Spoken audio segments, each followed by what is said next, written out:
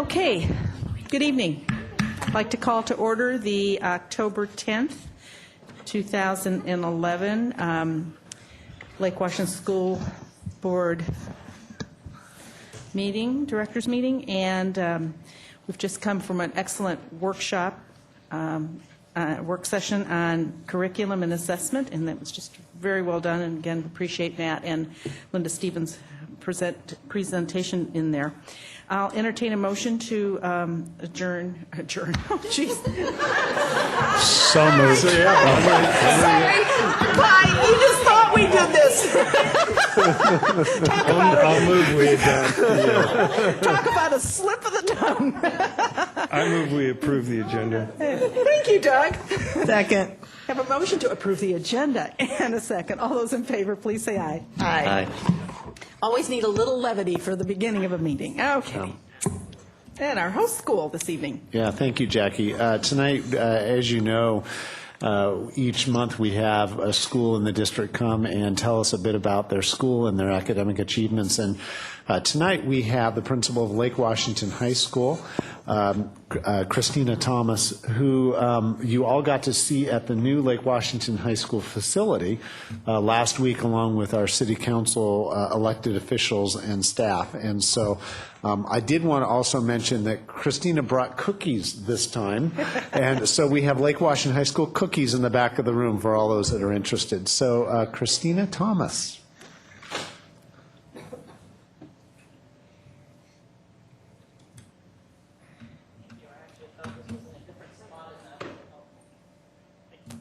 Oh, thanks. I actually thought this was in a different spot of the agenda. I thought we would end up doing the awards first. So this is great, though. Now I have my students here who can chime in and clap. So good evening. It really is a pleasure to be here this evening and share the amazing work that we're doing at Lake Washington High School. Lake Washington High School is a really good school, and it's our desire and our goal to go from good to great. Oops. Ah.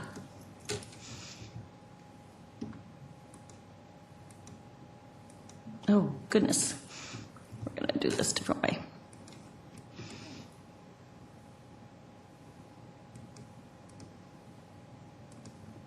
Okay. So in order to accomplish this, we need to focus on the individual student. And so engaging students in the learning process is crucial to our efforts. By knowing each student well and designing learning around their needs, we will achieve our goals. Last year, as part of our continuous learning goal, we focused on reading. We wanted to increase our scores from 86.9% to 90% overall. I'm pleased to say that we achieved that goal. This last year, our score was 94.2%. In fact, we exceeded the state's increase by double. We are at 77.3% as compared to the state average of 3.4%. So we're really proud of that achievement. In writing, we hope to go from a 92.7% to a 95%. While we didn't achieve this goal, we did improve to 93.5%. This may not seem like a lot, but when you drill down into the subscores, our Hispanic population improved their writing from 74.2% to 77%. And our students with disabilities improved from 65.1% to 79.4%. That is a focus on individual achievement. With the end of course assessment being new this year in algebra and geometry, we were unsure what the test would be, so we set the goal. We thought 50% would be, something to look at since we had no ideas. But one thing we did different was we spent time developing study guides for students and practice tests so that when they took the exam, they would be more prepared. And we did this in conjunction with our junior high teachers. So in our EOC last year, we exceeded our goal of 50%, which wasn't particularly high, but we went from In algebra, we were at 79.6%, which was far above the state average, and in geometry, we're at 67.4%. Our goal from science was from 68.7% to 75%. And again, we didn't quite meet this goal. We ended up with 71%. But again, our Hispanic population made a gain of 19.4% to 35% in terms of their improvement in science. So again, we feel that that's a huge gain in our subgroup populations. Lake Washington High School is really focused around the professional learning community structure, which requires schools to accept learning as the fundamental purpose of schools, and therefore to willingly examine all practices in light of their impact on learning. For us, that required an organizational shift. We have now moved to a culture of collaboration.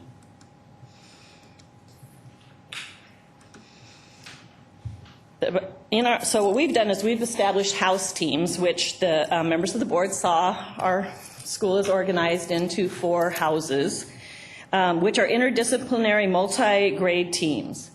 And the purpose behind these teams is so that teachers get to know their students really well.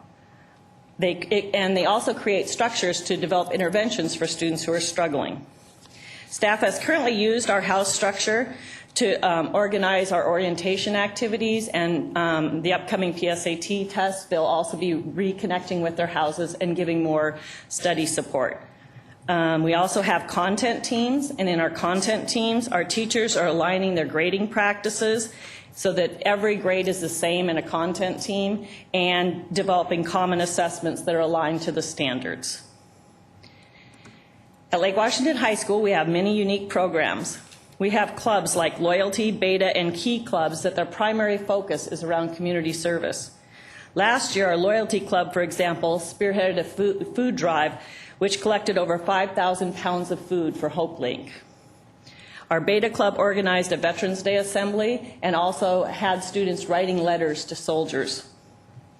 We also received 2 grants from the Lake Washington Schools Foundation, and we used this money to create 2 intervention programs. We have a LW After Hours program, which is for students who are struggling in their courses. We've brought in community mentors and peer tutors, along with teachers, to assist with this effort in terms of providing that extra support to students who need it. We also use the grants to do a Hispanic outreach program. So we've created a club for Hispanic students where they receive tutoring support on their academics, and they also bring in speakers so that those students understand the post-secondary options available to them. And the board saw our amazing new culinary arts program and broadcasting facility.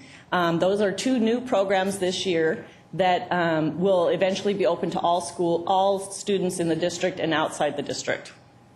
This year also we have paired with Microsoft to do game design, and so an employee from Microsoft actually comes and team teaches the game design class with my teacher to provide students that extra application.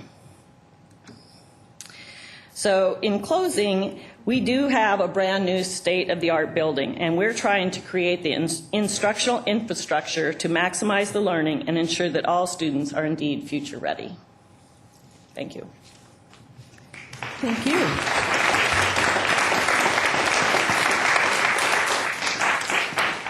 And Christina, I want to thank you for the wonderful tour and hospitality that we had on Wednesday evening at Lake Washington High School. It was a fabulous time to be able to walk around the new building and see all the sights, and I'm impressed with all the little bits of color of the school that are here and there, and the things that they were able to bring over from the old building to maintain some of the history, because certainly LW has a tremendous history in the Kirkland community.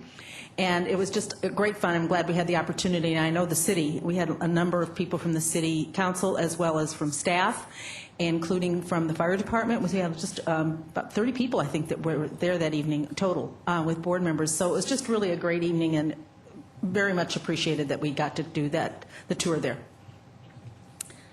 Great. Okay, recognition. Okay, great. Thank you again, Christina, very much. Tonight we have the privilege of recognizing some students who've achieved the National Merit Semifinalist and Commended Scholar status. And as a reminder for the board, of course, we're very interested in student achievement. And the National Merit Program is a function of students in the top 1% in the country who, in terms of their score on the PSAT. So students take the PSAT typically as sophomores, and those students who are in the top 1% in the country are enlisted into the National Merit Semifinalist and Commended Scholar Program. So these students are the best of the best. About 1.6 million students in the country take the PSAT, and this is the top 1% of those students. So tonight we are going to honor those students from the International Community School and from Lake Washington High School who've achieved that status. Later in the year we will also be recognizing students from our other high schools. So tonight, if I could introduce Dr. Matt Livingston, who will be introducing the international community students, and then after that we'll have Christina Thomas introduce Lake Washington High School students who are our finalists tonight.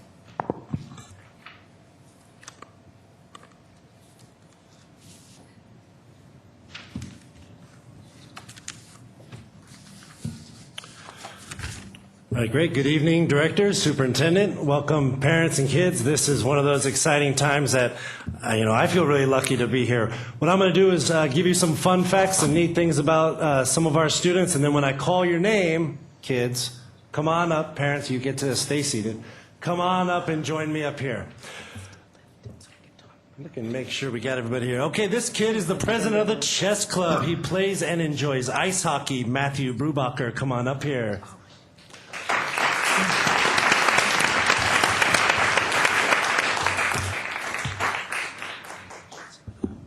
Thank you.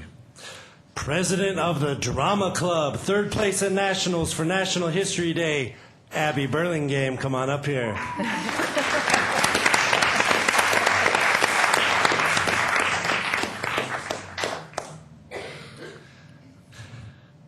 This student has run cross country and track and field for 6 years. He's a member of National Honor Society, Key Club, as well as Future Business Leaders of America. He's on the board of leadership in the Kirkland Youth Council, an organization of youth helping the Kirkland area with community service. He's hoping to go into the fields of math and science, particularly medicine. Kenneth Drabble, come on up here.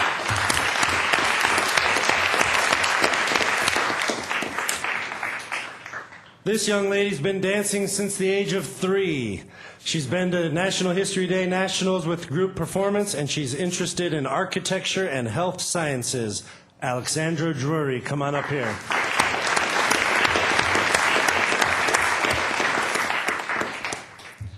Treasurer of the Drama Club, been involved in the club since 7th grade, won Best Delegate in the Washington Model UN competition last year, and Outstanding Delegate in Vancouver Model UN. Lindsay Foster, come on up here.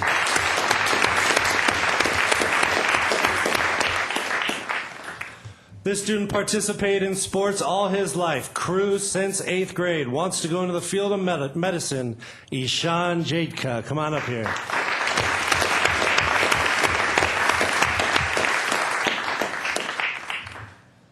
Congratulations.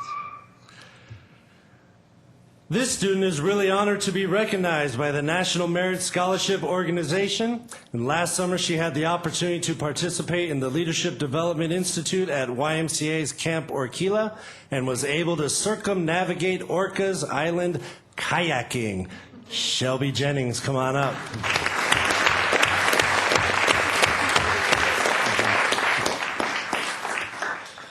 This student has played piano for 10 years, plays saxophone in the band, and is a wonderful camp counselor. Michelle LeBrand, come on up.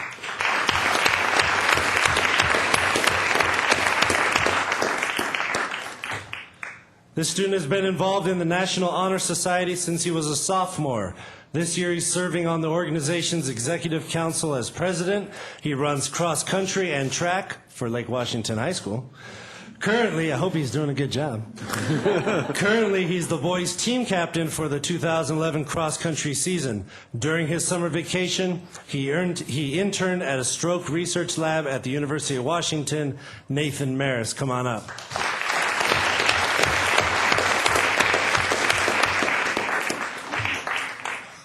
Since the 7th grade, this student has been enrolled in the Associated Student Body, even though he's lost the senator elections to the same people every year. He's a part of the National Honor Society, Science National Honor Society, Taste of ICS, and Future Business Leaders of America. He's involved in many different sports, including baseball, soccer, and golf. He also enjoys playing the piano. Teachers, rather than admire his behavior of enthusiasm for their class, simply remember him for the lucidity of his handwriting, especially as a male student. Kevin Moon, come on up.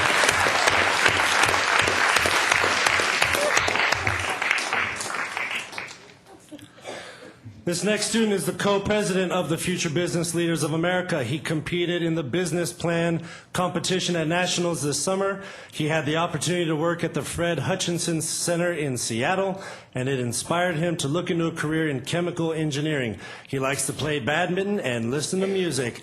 Atul Pai, come on up.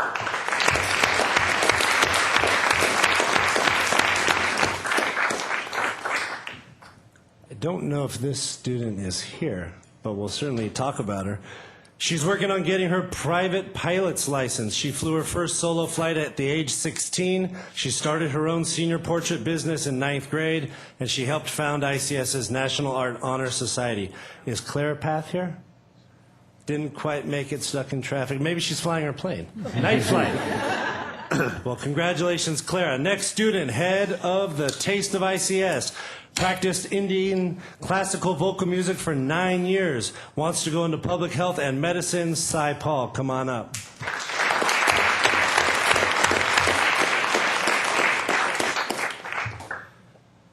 This student joined the National Honor Society in 10th grade and is currently the Public Relations Officer. She placed 3rd in Nationals for group performance at National History Day and volunteered at the Pacific Science Center for 3 years so far. Sari Riley, come on up.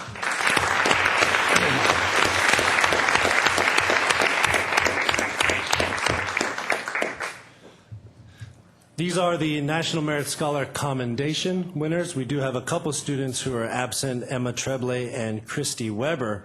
So if this is the top 1%, what are the semifinalists? Less than 1%. Less than one, gotta ask, right? The less than 1%, we have 4 semifinalists. I do believe I only see 2. This first one, this summer went to Taiwan to teach English to children in rural disadvantaged areas. Can play songs heard on the radio by ear on guitar and piano. Last surviving class of 2012 member of ICS Math Club, Pauline Chang. Come on up.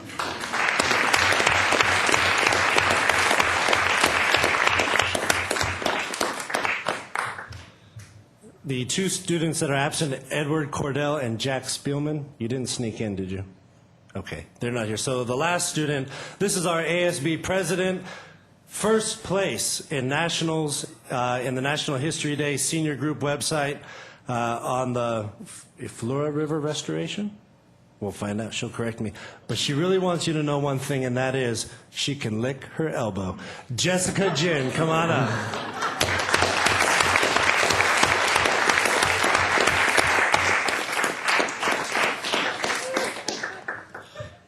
So 12-second story. My dad called me last night and he said, "So how's it going?" And I said, "Dad, I'm living the dream." And that's a fact. That's the truth. And that's how I feel about being the principal at ICS. And this is one reason why. Congratulations. We're really proud of you.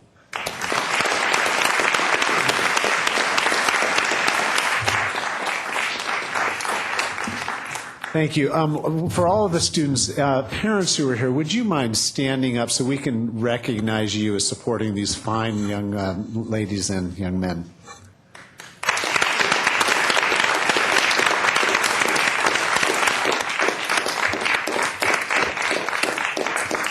Thank you again. We are very, very proud of your accomplishments, and I've been thinking about the way that we speak about you, and we talk about today's preparation for tomorrow's leaders, and we're, again, very proud of your accomplishments. So thank you for coming tonight.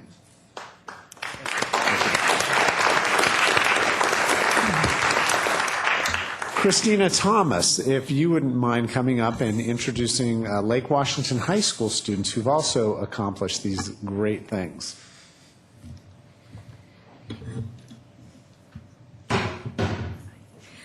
So it's my honor to recognize the Lake Washington School District Commended Scholars first.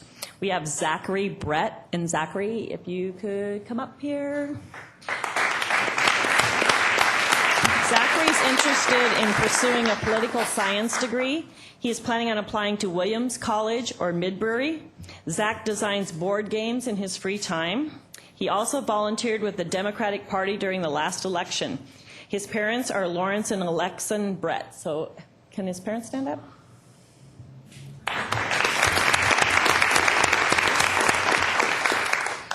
Jeffrey Trin. Oh, yeah. Jeff could not make it this evening, but he's applying to Dartmouth, TCU, and Western. He hopes to major in psychology. And his hobbies include playing drums, umpiring for Kirkland American Little League, and so we're sorry he had to work tonight. Olivia Whidbey.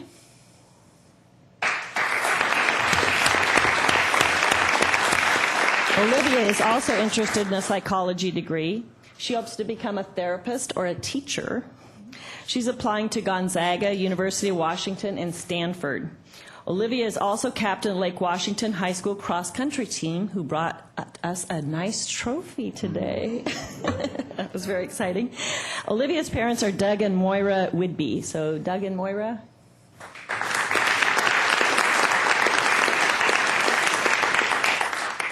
Now for our National Merit semifinalists, we have Elizabeth Alexander. Elizabeth is interested in the University of Pennsylvania or Cornell.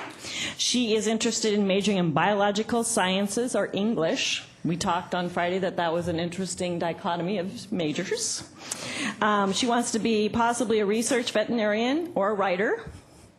Her hobbies include piano, viola, drama. She's also a member of the LDUB Orchestra and DECA. Oh, and her parents are Lori and Eric Alexander. So Lori and Eric, are you here?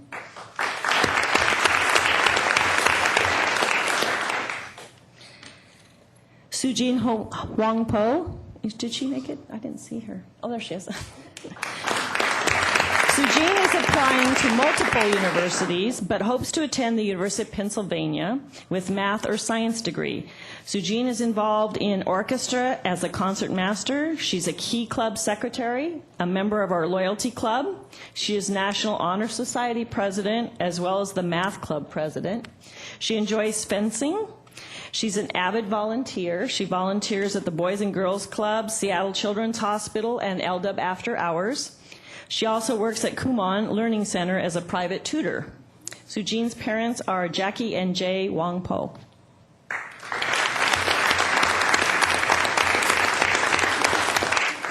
Peter Dolan. Did he make it, guys? Okay. Peter is applying to several schools as well, but his top choices are Harvard or Stanford. He plans on majoring in pre-med.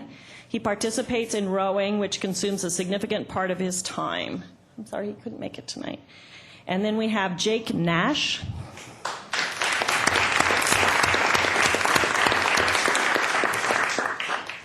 Jake wants to go to Yale or Stanford. He's planning on majoring in either economics or computer science. Jake plays on the LDUB varsity tennis team. He's also a member of Math Club, Beta Club, one of our other community service clubs, and National Honor Society. His parents are Ken and Joy Nash.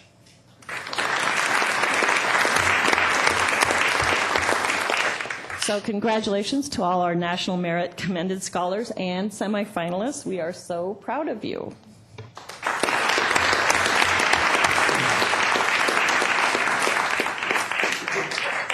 Again, we want to congratulate each and every one of you for these accomplishments. We're very proud of the work that you're doing and are very excited to see where this path takes you, each of you in your respective fields. So thank you for coming. Thank you for parents for all of your support of your students, and congratulations to each and every one of you.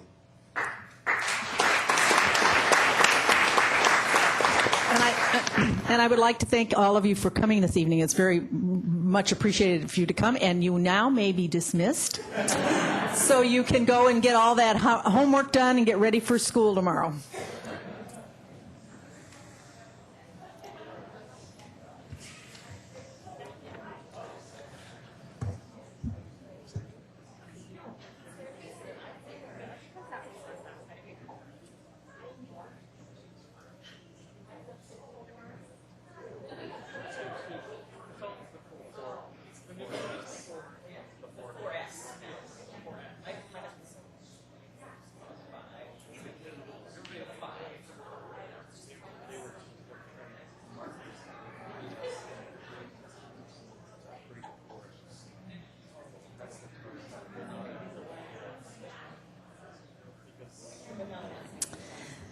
Okay. Yeah. Thank you for helping. I know. It's just that he was kind of hunched over. I just thought, make him stand up. Okay. Our next order of business is our public comment time. And I have two people who have signed up to speak before the board this evening. We're going to have you come to the podium here in the center. If you would tell us your name and attendance area that you reside in within the district, if you do. And we have 3 minutes for you to speak, and we do have a system of timing so to help you with your comments. On the wall here is the green, yellow, red. When you see yellow, that means you have about a minute left, and so you should be winding up your comments. So the first person I have on here is Rodney Thornley, so if you would come forward, please. Happy Columbus Day to everybody. My name is Rodney Thornley. I'm glad I get a chance to be here, be part of this district. I've been here for 35 years at Rose Hill and 37 years in the district. I'm currently a teacher at Rose Hill, and I'm here tonight wearing a school hat, a Parks hat, and a select basketball hat. It came to my attention prior to the summer that our custodian that the church that uses our school on Sunday was being denied access after modernization starts. Recently, because I played basketball in Redmond, the park department told them they were being exited out of the building. And I was told by the select person where I coach at that they also were going to be out of the building at the end of the year due to modernization. Currently, there are about 5 practice slots on Mondays for our select basketball. I contacted Rose Hill Modernization Liaison, Mike Romario. He stated that the district maintains a policy of disallowing all non-district use of all sites that are undergoing modernization. This is what I received when I talked to Dr. Evans and also had a brief conversation with Forrest Miller when he was in the hallway. It seems kind of random and illogical based on the fact that the last couple of years I've been to select programs at the high school on the weekends while they were going through their thing. So I'm not here trying to be negative, I'm just trying to get some questions answered. Our church that comes in there have been donating $1,500 every year to our family for funds. They also wanted to donate some money for our a new amplification system. And actually, I think Dr. Evans was able to get them extended through February and March when the heavy starts coming. Back to Jim, this is kind of a weird kind of deal. I've been talking with Jeff Hagan. He's the sports administrator for the city. He says that they service like 800 kids just on Saturdays in the basketball program from 3rd through 8th grade. The gym also has adult basketball and volleyball. And we're going to lose our track and baseball fields in the spring. And our AD has been negotiating with Jeff to get expanded use of Grass Lawn Park for track, tennis, baseball, including storage space. It's hard to negotiate that in when at the other end is saying, now you can't use our gym. I know there's a good reason for having these facilities not used, and I'm sure it has to do with liability, parking, and access. If the school is in session, they're having access, then I can understand why the groups can't. I'm not sure if the lower parking lot will be used, but I've been there on Saturdays and many Sundays, and there's plenty of room. If there's a concern with liability, there should be more concern with our own students who are on the site daily and looking for shortcuts and mischief and areas to get into. So I tried to ask 3 basic questions, and then I'm done here. And the questions was, where is this policy? Who made it, when, and why? And what is the procedure to change it or to at least get a compromise? And it seems like when I talked to my principal last week, she says it's a dead issue. So all I want to do is have somebody contact me. I'm kind of standing up for the Park Department Select program because I don't think they have anybody or know the procedure. See if we can get something. It seems like at LW they were doing it, and maybe there's some kind of compromise that we can work. I just think that it's important that we be good community members and use our space if we can. Appreciate you. Sure. The escalation process for something like that is you've gone to Lauren and then Forrest, and then next would be Janine, and this is an internal policy issue. So that would be the appropriate people to talk to. So keep pursuing that route. And for the board's benefit, I'll brief you on the origination and the thinking behind it so that you have the background on the issue. But that would be the place to go. Okay, so I can go to Jeannie? Is that what you're saying? Yeah, Because I so was told it was a if dead you've issue, gone so to that's why Forrest, I then you came can here. go to Janine, and that's kind of where it stops. So, yes. Okay, Okay. thank you. Thanks. Yeah, because as I heard it, what you're asking for is some explanation as well. And even if the changes can't be made, at least we can give you the explanation of why the policy exists. Okay, and John Michael? Good evening. Good evening. Sorry for bothering all of you. So I'm wearing 2 hats. One is the safety hat and one is the NAG hat. I'm mainly here to just give you an update of the annoyance I've been to the Kirkland City Council and to let you know where I am. I'm mainly concerned about student safety, where we've got a feeder change that's happening from the Bell community up to Finn Hill.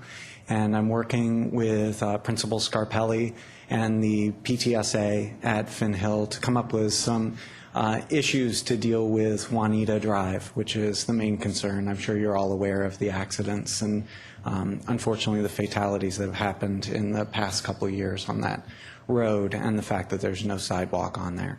So I am working to get that addressed because obviously we've got a lot of Bell students that are going to be heading up to Finn Hill here shortly, and they're going to develop relationships with people up there. So it's not just going to be during school hours. It's going to happen on weekends and after school and all that stuff.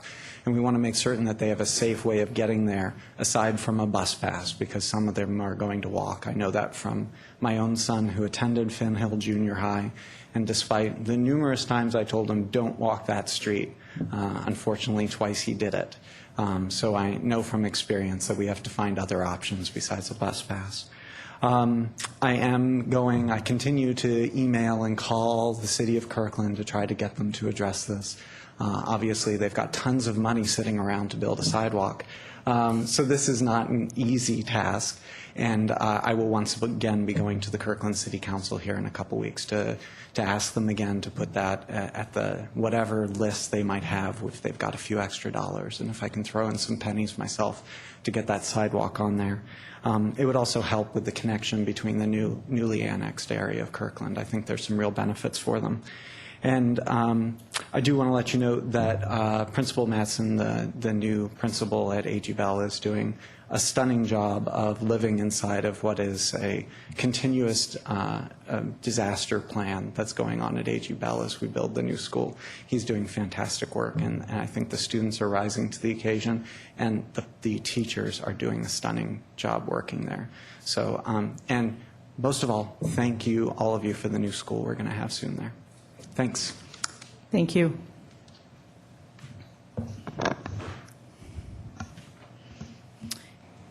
Having sat on a committee a few years ago in the city of Kirkland about sidewalks and how much they cost for about several feet of them, Juanita Drive, unfortunately, will be, I'm sure, a daunting task, but you're right in the fact that it needs some help with that road because of safety, not just for walkers, but for bikers and all that. But boy, it's a long stretch, and it's going to take some buku dollars to make that happen. But At some point, I'd be interested, given the fact that we've got the annexation that was just approved, kind of where the city is in terms of looking at the safe walking routes that need to be addressed and that sort of thing.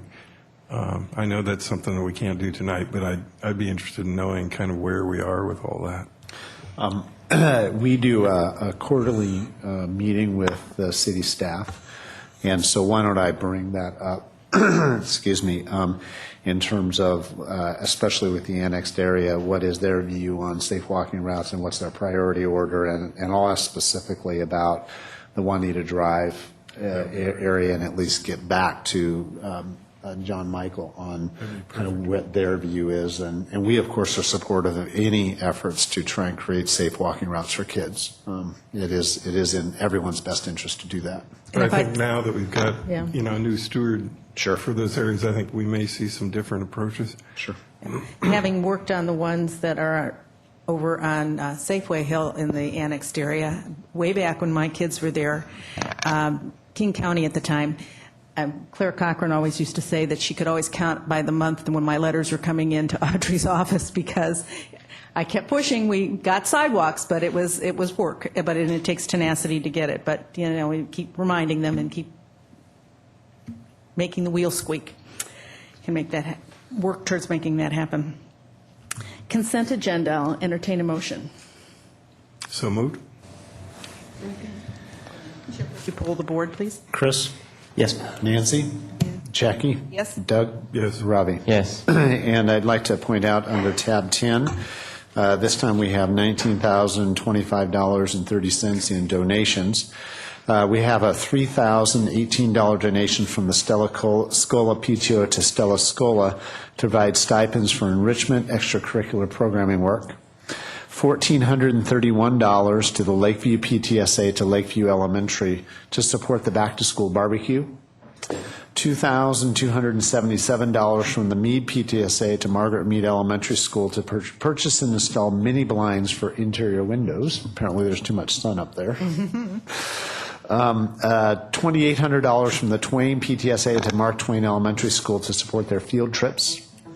$4,000 from the Wilder PTSA to Wilder Elementary to upgrade their sound system. $2,497 from the Evergreen Junior High School PTSA to Evergreen Junior High to purchase student planners. And $3,000 from the Twain PTSA to Twain Elementary School to support their art, smart, and cultural enrichment program, again, for a total of $19,025.30. Again, we want to thank our generous PTSAs and generous community in supporting our school programs. And it's always interesting to see the changes of the kinds of things that get supported as the economy changes and needs in the buildings that aren't being met in avenues that they may have been met in other times. Okay, non-consent agenda. The first is it's called board legal status. Yeah. Public hearing time. Thanks, Jackie. Under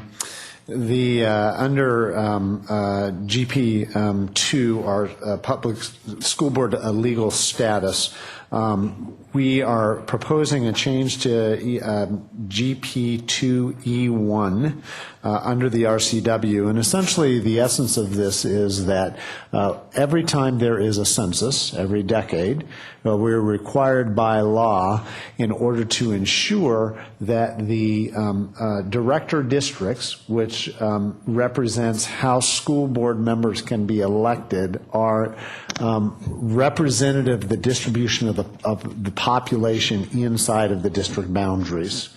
And there is a process outlined in the law, which we have followed. And so I'm going to ask Deputy Superintendent Janine Fogard to highlight for you the process and the law, as well as a recommendation. And then, Jackie, I think you are to do a public hearing tonight. Correct. So I'm going to pass this to Janine, and she'll give you the background, and then we can conduct the public hearing. Great. Thank you. Just to sort of start by clarifying what boundaries, because we use that term in a variety of settings that we are talking about tonight. So the director district boundary changes do not impact school boundaries. So we're not talking about school boundary changes here. Attendance boundaries. School attendance boundaries. Thank you, Doug, for that clarification. The it does not impact who voters vote for during a school board election, because all of our positions are elected at large. So regardless of what director district you live in, as you know, that all of the voters in the district have an opportunity to vote for all seats. And I think our school board has been pretty clear that it does not impact who they communicate with. There's certainly, I know, all of you open to anyone in the community contacting you about any issue. It does impact the geographic representation of the school board candidates. That's really the intent of the law, to make sure that the seats are relatively equally distributed in terms of geographic population, and it impacts where a candidate can live in order to run for a seat, a particular director district seat. I don't know about the first one under does. Maybe it's semantics, but I mean, we represent the entire district no matter what, right? This is, I guess, geographic balance of, Yeah. of the director district seats maybe would be a better term, because I think that was, yeah, I think you're right. You represent everyone. So. yes, that I'm certain of. I guess the intent is to make sure that the seats are geographically representative. Right. Okay. And it's interesting that's required of school boards, but not city councils. Yes. So RCW 28A 343-040 requires that each school district and other political subdivisions do go through a process after each federal census in order to ensure that their districts are balanced. And RCW 29A 76010 gets into more specifics about that, again, indicating that within 45 days of the federal information being completed, that needs to be passed on to the school district, and that was done for us in April. We then have 8 months to complete our process, so we are in the December timeframe for needing to get our process completed. And probably the most pertinent part of this is the criteria specifically for this process should ensure that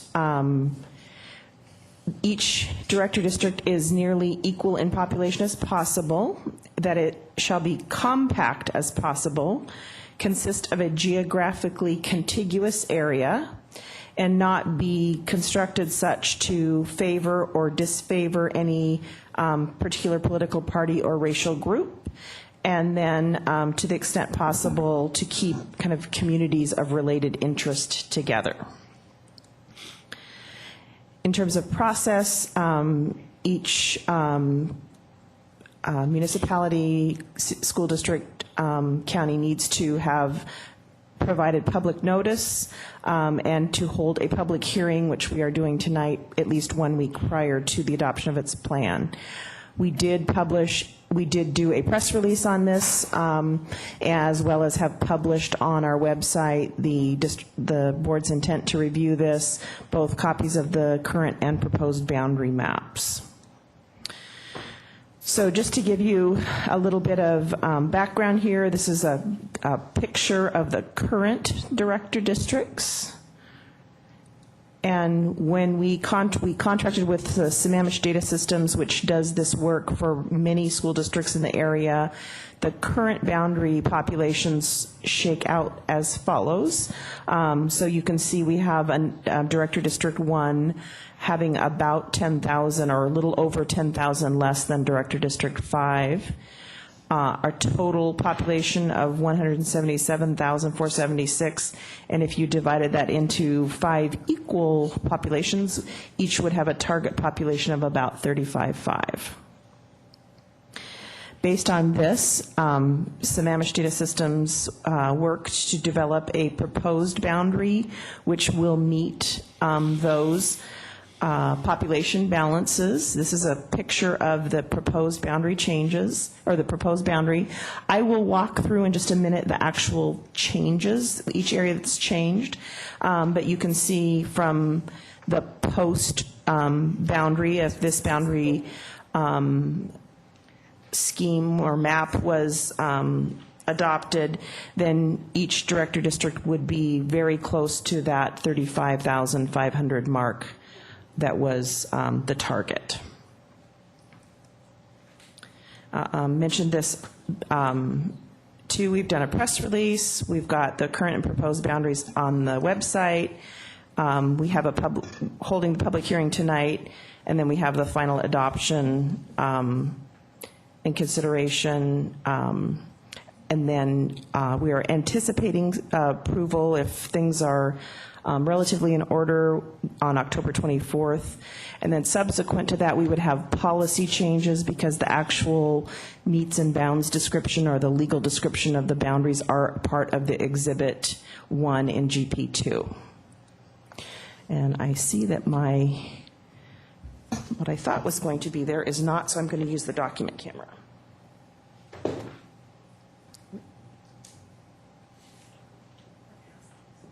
Not those, not. The copy that I'm handing you, I think in your book you had a copy of the we have these. current and. We have the big ones. Do you have the one that has the overlay? outline, the overlay? Yeah, Okay. yeah, it's this one. That old, you mean it had the old marks? The dark on it line, and yeah. the one- Yeah, we do. Okay. Yeah, this is, Yes. So I'm just going to walk through the specific changes here. got that one. The dark lines, the bold outline is the boundary of the current director districts. This is overlaid on top of the proposed map. So this area here would move from director district 2 to director district 1. The area here would move from director district 2 to director district 3. And then director district 2 would come across the bottom south of the district, southwest of the district. This section currently that would move to 2 is in director district 3. This section is in director district 5. And this section is in Director District 4. So those would all change to Director District 2. This little piece here would move from Director District 5 to Director District 3. There's a little piece right here which would move from 5 to 4. The section here would move from Director District 5 to Director District 4. And then this little strip along the Sammamish Slough here would move from Director District 3 to Director District 5. And those would be the specific changes that would shift the populations to a balance of about 35,500 for each director district. If you have any questions, I'll be happy to answer those, and then we need to hold comment for public hearing. Yes. Really quick, there's, on the larger overlay. On the larger overlay, there's some names written, Lake Park, Fen Hill, Juanita, Furlock. Those names don't mean anything to me, and there's nothing on the agenda. They're neighborhoods. Are those the new neighborhoods? Well, no, they're just names of neighborhoods that are there. Well, they're wrong then, They're, just so you can know. yeah, I mean, they're old neighborhoods. I don't know where they came from, but they're not correct, Well, so. there's I think it's irrelevant, but I was just curious. Well, Furlock's still over there. I live in Furlock, that's not anywhere Oh, near okay. where I live. They just put the name in the wrong spot on the map. Yes. I got you. Okay, so just checking, like, what are they talking about? Concerned the map is, like, the boundaries are wrong then, or just? I think Well, they've got Furlock over here on the other side of 405, and I live in Furlock. Furlock is in the wrong area. The rest of them on Okay. the other side are fine, but I don't know about Lake Park either, to be perfectly honest. Well, I know, they don't make sense, so I don't even know where this map This one came out here from, as but well. Well, I I'm don't really think it offended matters. because Houghton's not on there. That's right. There's no. Very offended. Yeah. I demand that Houghton be put on the map. I think there are two versions of the map. This one, I think, is the one that Nancy's referring to. The one that I just passed out, if you didn't get a copy of it, has a little bit more detailed. The streets are, there's more detail to the streets. Yeah, I would just, if you publish this, take those names off and Yeah. just don't deal with them, because somebody'd have to figure, they're, I have to admit that the neighborhoods, I was looking at them trying to figure out, we don't have a Furlock school. I mean, I'd love to have the schools labeled, What? but the neighborhoods, I could care less. These That's my maps were professional from opinion. Kroll, and I Yeah. think it was a Yeah. standard that they had, but we generally publish it in the one that has more street detail, so if there's any Yeah. So nuances. with this new one, I've basically acquired Audubon on the south end. correct. Okay, so they're fairly consistent with the boundaries of the school. no. Not in your That has neighborhood. nothing to do with anything. I think that's On just my edge they are, coincidence. but probably. that's coincidence? I Okay. think With, so, yeah. with Completely I mean, coincidence. one of the things we looked at, I Yeah. think, when we needed to do this is we tried to see if, I think You could move feeder Audubon patterns. moving that Yeah. way seemed to make sense. That's coming to move downstream, towards right? that Yeah. way, because before it kind of wrapped around with Yeah. Doug's Director District 4, and trying to keep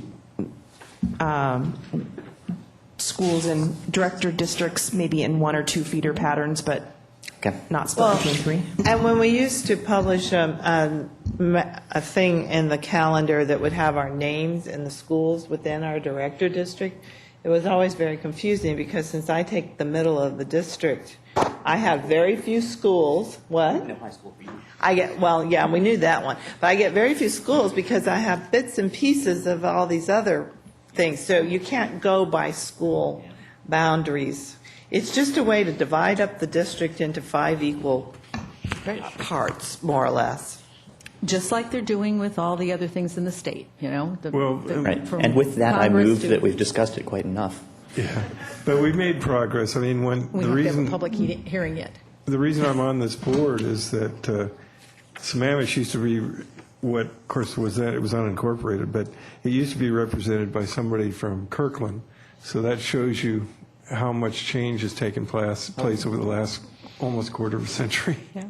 Well, before I got on the board, just before, because there was one done right after that, the number 1 was at 100th Avenue. So it basically was just this little section, up in this little corner along the water, and that was it. That's all that. The three of and us that's keep because growing, that's and they keep shrinking. How dense it used to be on Finn Hill compared to the plateau, and now, of course, everything's shifted, and that's what we've done. I appreciate that. But sorry, my point is I have a 7 a.m. flight tomorrow morning. Gotcha. Understand. Anybody else have a question from the board? If not, I'm going to open it to a public hearing, because that's what we're here for tonight on this. If anybody in the audience would like to come forward and speak to questions, comments, concerns, issues, don't all beat a path up here. Okay. All right. Then I will now close the public hearing, since we had nobody come forward. Did you say it 3 times? Do you have to say it 3 times? Close the public hearing, close the public hearing, close the public hearing. There we go. Done. I move approval of this proposed boundary. And we have until the no, we don't Oh, we pass can't it tonight. move it? No. No, that's Okay. not tonight. Yeah, and it is. We need to, will. yeah, the adoption can't be until a week prior, so we're anticipating if this looks reasonable to the board, we would bring it back for final adoption on October 24th. And if anybody at home who's watching has a comment, they still have time to let us Weigh know. in, yeah. I haven't heard anything from anybody from the press releases. Okay, onward and upward to our next topic of conversation. Thank you, Jackie. Under tab number 12, we've received a petition for transfer of territory from the Snoqualmie Valley School District to Lake Washington School District, which I think we received 4 of them last year. And as you know, there's a very specific process as outlined in the RCWs around what we do when such a petition has been filed. Essentially, the long and short of it is that we need to get a subset of our board together with a subset of the Snoqualmie Valley Board in order to negotiate the plausibility of such a territory transfer. During that process, our board will look at the data that is provided, everything from fiscal data to transportation impacts to possible student achievement impacts. So this situation is on the public agenda in order to get volunteers from our board to work with the Snoqualmie Valley Board to look at the data as it relates to this territory transfer request and then make a recommendation accordingly. Volunteers. Well, we talked about it at one point, so as a person who's on the border of the district, it would make sense if I volunteered to serve in that capacity. Okay. And since I've served on every one since I've been on the board that we've had for 16 years, I think I'm familiar with the process. So I will join Doug. Great, thank So you. we both are familiar with it too, and we understand the issues that go around it. So. Great. And just a reminder that the 90-day time limit that we have to complete this work is December 10th, 2011. We are able to ask for one 30-day extension should we need it. So that's the timeline that we're dealing with at this point. And I think I've asked Janine because of the time of year we're in with the holidays, with Thanksgiving, and I think Snow Valley is also interested. We're looking at, for sure, adjusting that to be later so we can get past the time of year and activities in people's calendars. Right. So Janine's going to take care of that. Okay. The next item on the non-consent agenda is our ER2 and ER3 monitoring, and this tonight we're going to be looking at intermediate grades. So as a reminder, through the policy governance process that we use, we come to the board with our student results through ER2 and 3 monitoring or in results reporting. And I've asked Dr. Tracy Pierce, our deputy superintendent, to provide both the background and the results from the intermediate scores for the year. So Tracy? Just a minute. Did we get this ahead of time? No. Okay. No. I was just wondering because I don't Yep. remember. Do you know?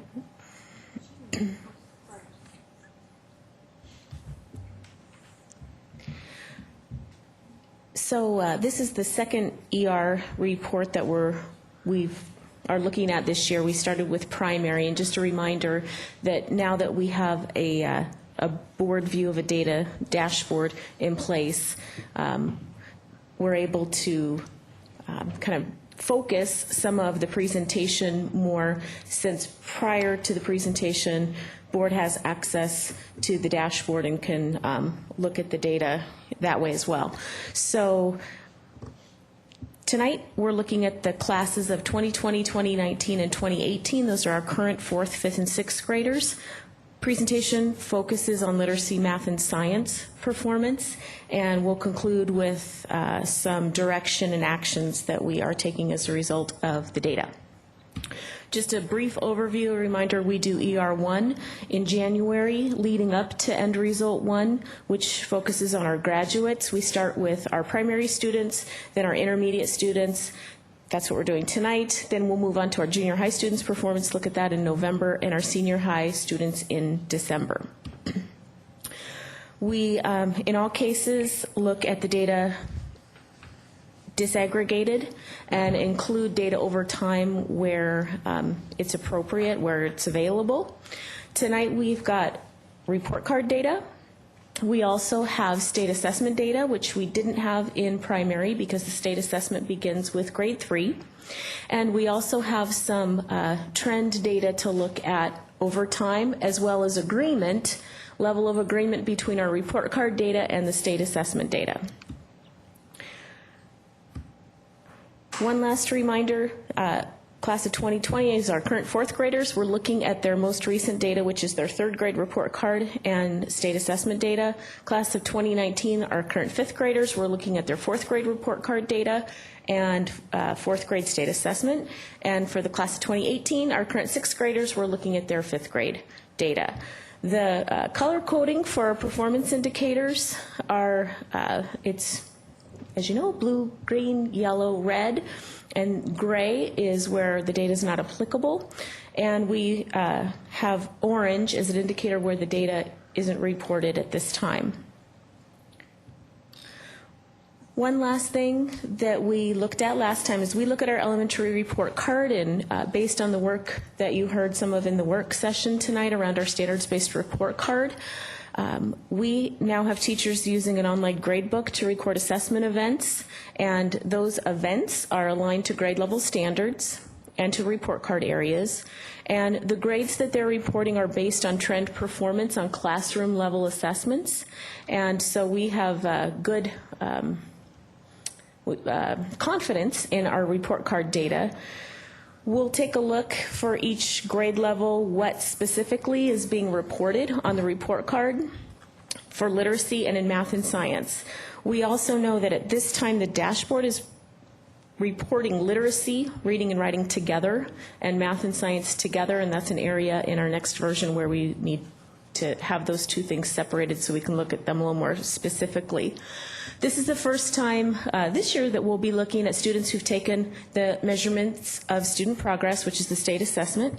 There's a little blurb there about, just a reminder about what the state exam is.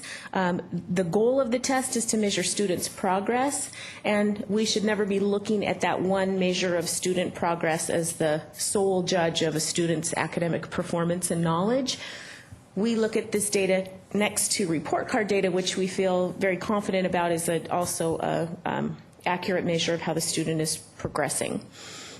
For grades 3, 4, and 5, at third grade they take a reading and math, MSP. Fourth grade they take reading, writing, and math.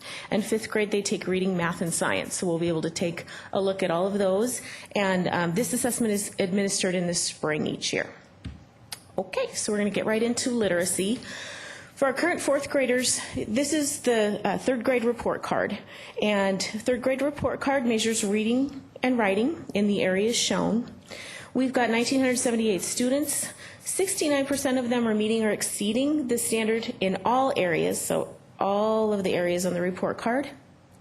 16% are in need of intervention or significant intervention in at least one of these areas. So if a student had a 1 or a 2 in any area of the report card at the end of the year in third grade, they would be reported in the yellow or red band of needing intervention. We do have 307 students for which no data is reported. 210 of them it's not applicable. Potentially based on the student's IEP, we can take a look at where those are when we look at the demographic breakdown. But we do have 97 students where there's no report, where they should have a report. And so that's one of the questions we identified last time as well. When we look at that data disaggregated, we can see where the areas of intervention are needed. We can see where there's data not being reported where we believe it should be. And as you know, in the dashboard at the district level, we can identify by student, by school, where the students are that are needing intervention. For their third grade MSP, we've got 82% meeting or exceeding the standard in reading as measured by the MSP, 7% requiring intervention, 5% requiring significant intervention, and no data for 135 students where it was not applicable for them.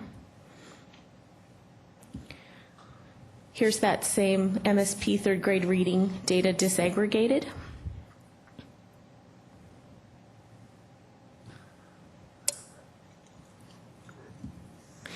And then we can look at the level of agreement between what students' performance on the report card compared to their performance on the state reading MSP. Now, it's important to remember that the report card here currently, the data that we're looking at, it's reporting reading and writing together, whereas the state assessment's really focusing just on reading.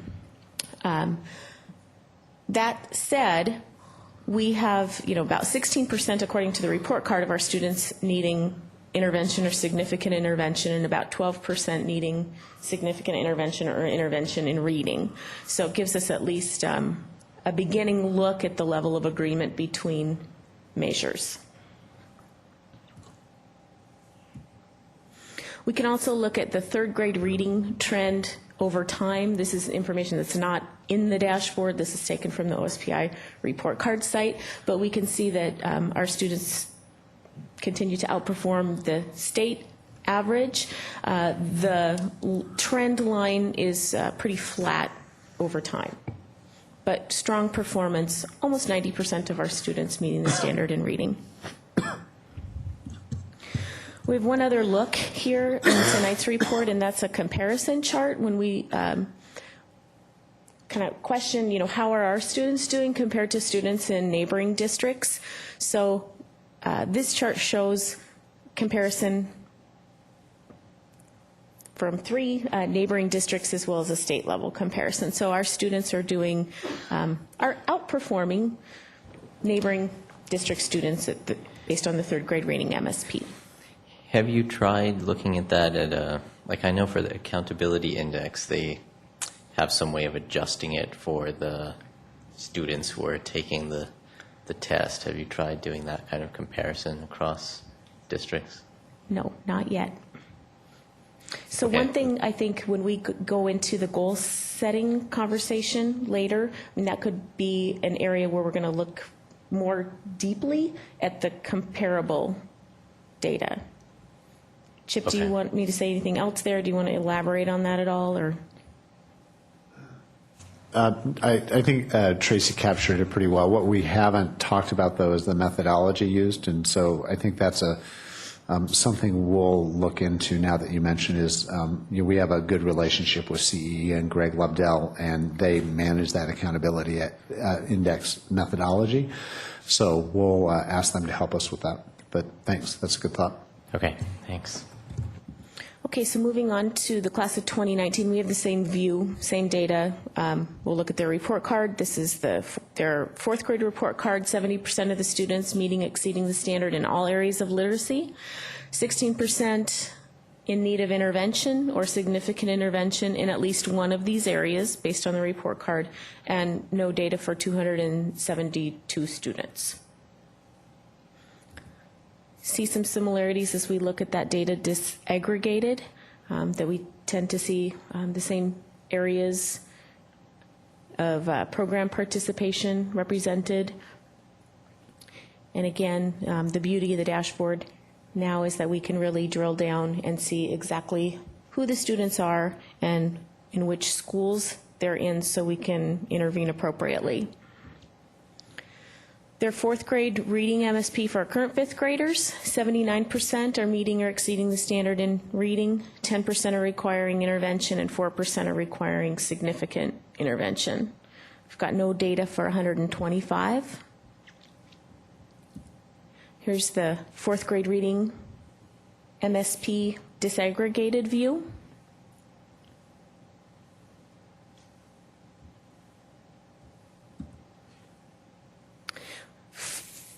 Fourth graders also take a writing MSP. So we see from this chart that 76% of them are meeting or exceeding the standard in writing, writing, as measured by the MSP, 12% requiring intervention, 6% requiring significant intervention. No data for the same 125, we believe. Here's that same fourth grade writing MSP now in a disaggregated view.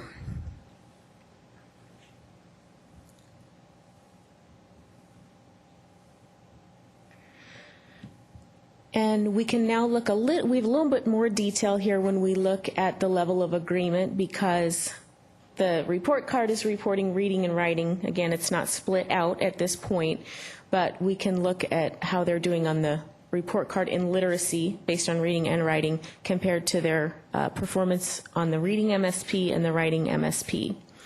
So 16% of the students, according to our report card, are needing intervention in literacy, 14% needing intervention in reading, 18% needing intervention in writing when you look at the state data. So level of agreement is, when you look at the red and yellow bands together, it's a pretty decent level of agreement. When you look at the students who are exceeding or meeting the standard. It's interesting that according to our report card, only 15% of the students are exceeding the standard. When you look at the same, who's exceeding the standard based on the state assessment, it's a larger number. So that gives us some question about, how, the standards that we're holding students to. And we do believe that we are holding students to a high standard and a higher standard than just the one state assessment. Here's our fourth grade reading trend. So if we look at how students have performed, again, different groups of students over the years in fourth grade, how they've performed on the fourth grade reading. Sorry, can I ask something about the last slide? Sorry. Yeah. So this is, again, literacy, meaning reading and writing. Correct. Right, for the report card. For the report card. And then the MSP, you list it separately.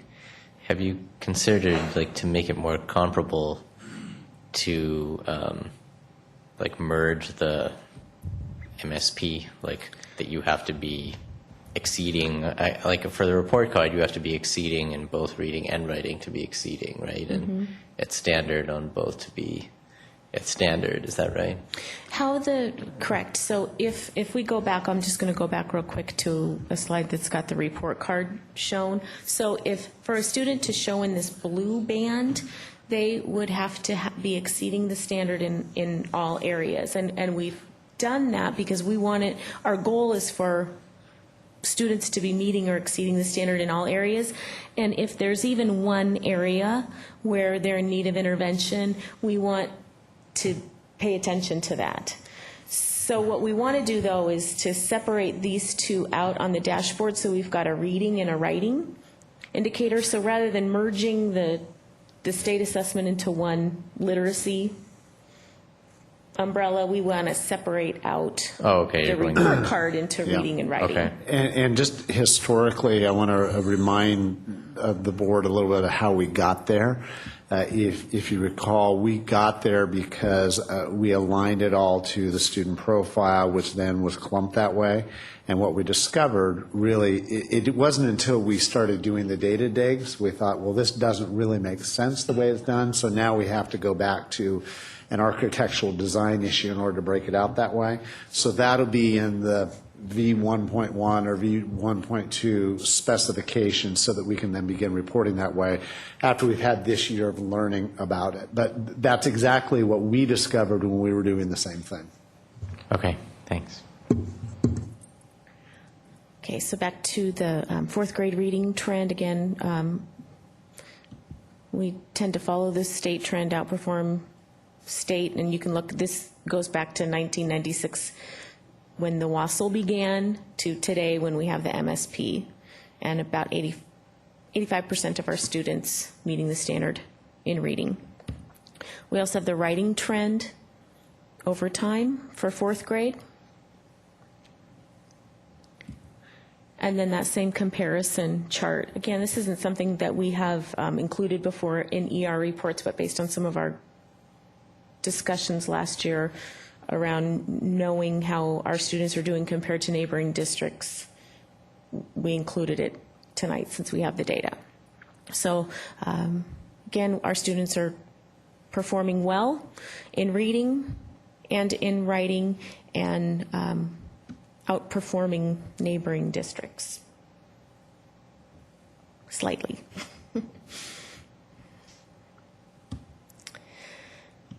Moving on to the class of 2018, again, focusing on literacy.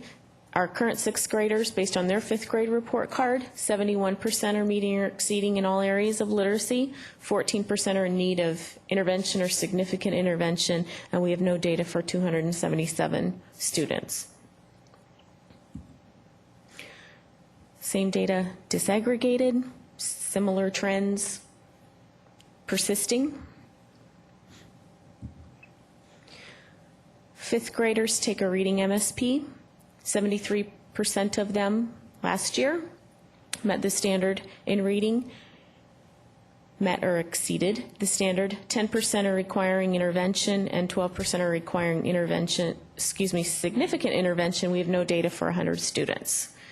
Here's that same MSP data disaggregated.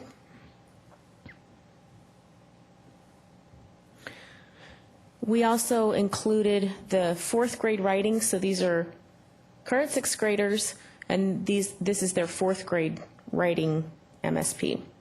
69% of them met or exceeded the standard, 11% required intervention, 15% requiring significant intervention based on their fourth grade score.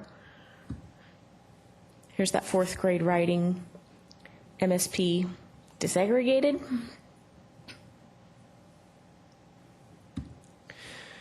And then here's a comparison chart. So when we look at the class of 2018, based on their most recent report card, 18% of them are meeting or exceeding the standard in literacy, 53% are on track meeting the standard, 13% requiring intervention, and 1% requiring significant intervention.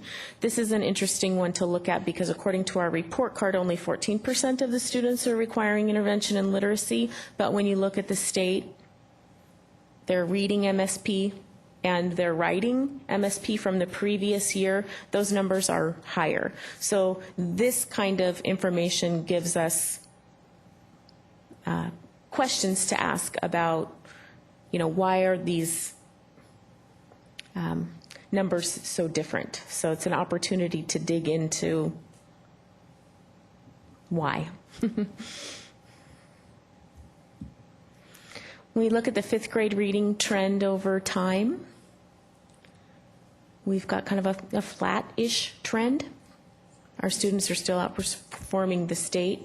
We already looked at the fourth grade writing in the previous slide, but we can look at the comparison data. Again, our students are, based on performance on the fifth grade MSP, performing well and slightly outperforming students in neighboring districts. Okay. We're going to move on to math and science then, and we've got, I'm going to take us through some similar slides. We've got, for the class of 2020, our current fourth graders, this is their third grade report card. These are the areas of the report card in math and science that are being scored and are aggregating up to this level of performance on the chart. So there's 1,978 students. 63% of them are meeting or exceeding the standard in all areas of math and science based on the report card. 12% are in need of intervention or significant intervention in at least one of these areas. And similar to the math data we looked at for primary, we've got no data for 500 students, and my numbers are off here. It should be, I'm sorry, my numbers are a little off on here. I don't think that adds up to, oh, it does, sorry. It does add up to 500. So we've got 305 of the 500 students who there's no data reported, and it's not clear at this point why there's no data reported. So it's an area that we need to dig into.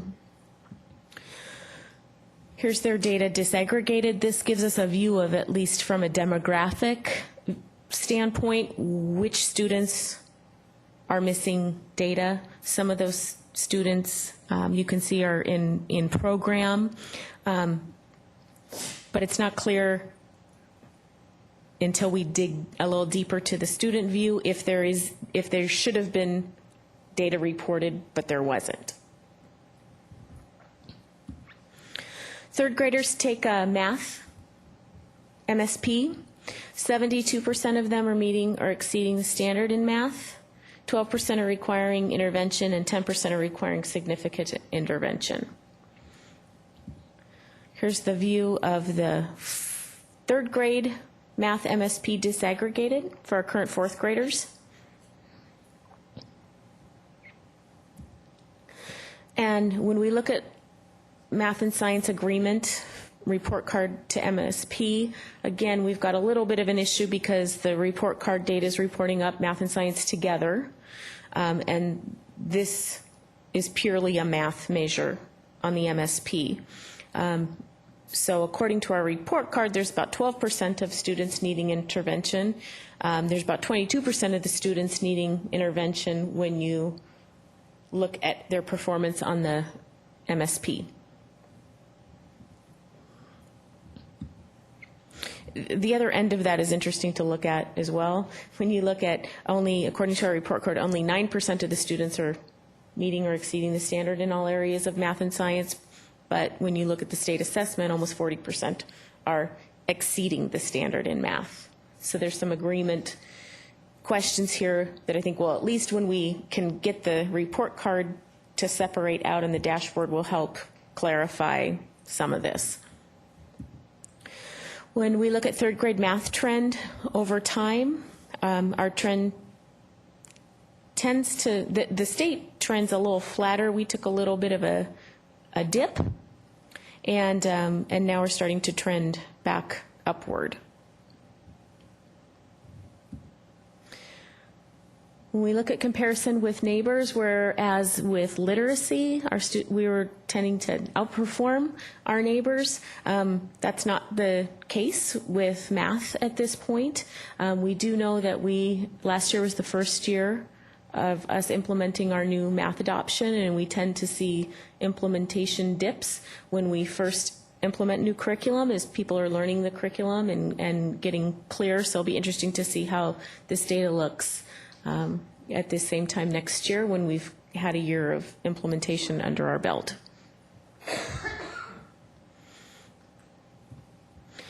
We look at our current fifth graders, their fourth grade report card.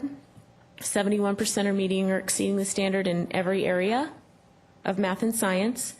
13% are in need of intervention or significant intervention in at least one of these areas. And we're missing data for 321 students. About half of those, it's not applicable, but there's 158 where it's not reported and we're not sure why.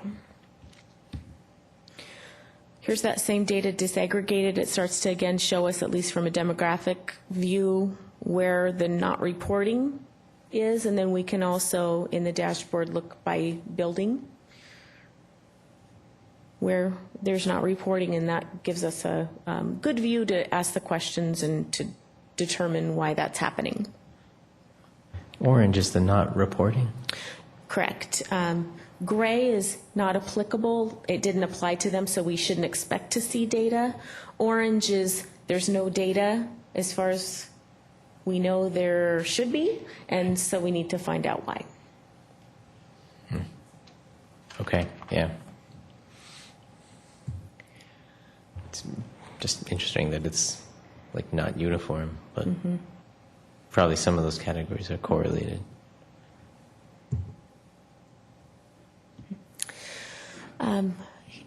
Fifth graders take a fourth grade math MSP. 72% are meeting or exceeding the standard in math, and 8% are requiring intervention, 13% are requiring significant intervention. Here's that math MSP data disaggregated. You can see programmatically where some of the performance issues lie, where we need to intervene. And when we look at the comparison, again, we're looking at math and science together on the report card. So based on our report card, about 13% of the students are in need of intervention or significant intervention. 21% of the students are in need of intervention or significant intervention in math based on the math MSP. Have you checked this, like, disaggregated? Like, I wonder if, I mean, I have no data on this, but for example, like maybe ELL students, they do extremely badly on the math MSP. Maybe like on the report card, teachers kind of give them a pass. Like it may not be that overall, like we're across the board have differences.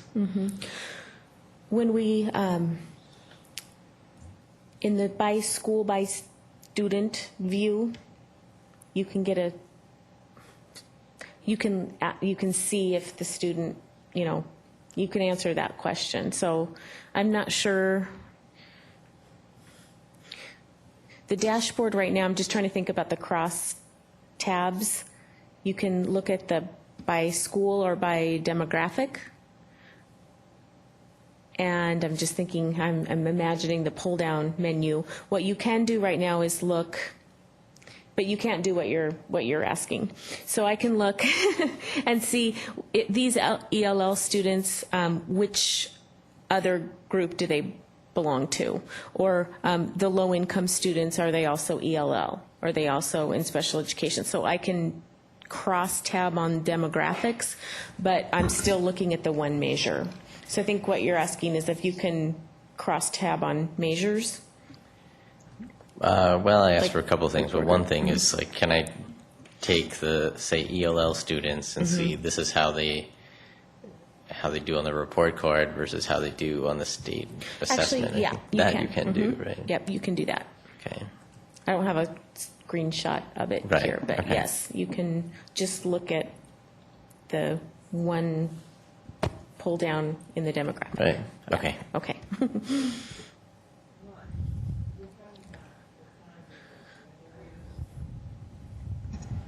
In some respects, you're talking about what's constituting those red areas, right?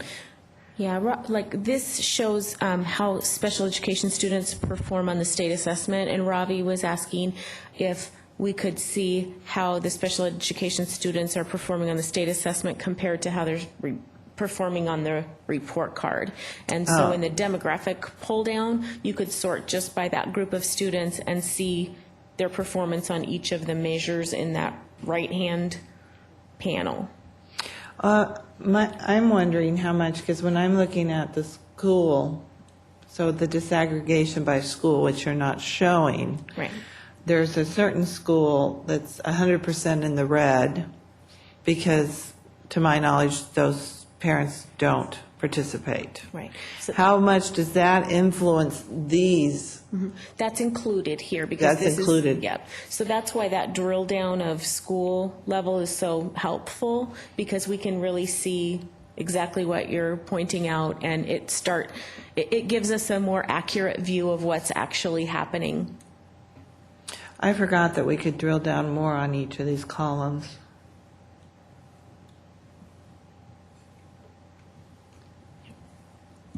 Okay. Okay, so moving on with the, we've got a slide that shows our fourth grade math trend on the MSP. Our students are outperforming state average, and our trend is tending to be similar to the state, trending upward a bit, although it's kind of been up and down over the past several years.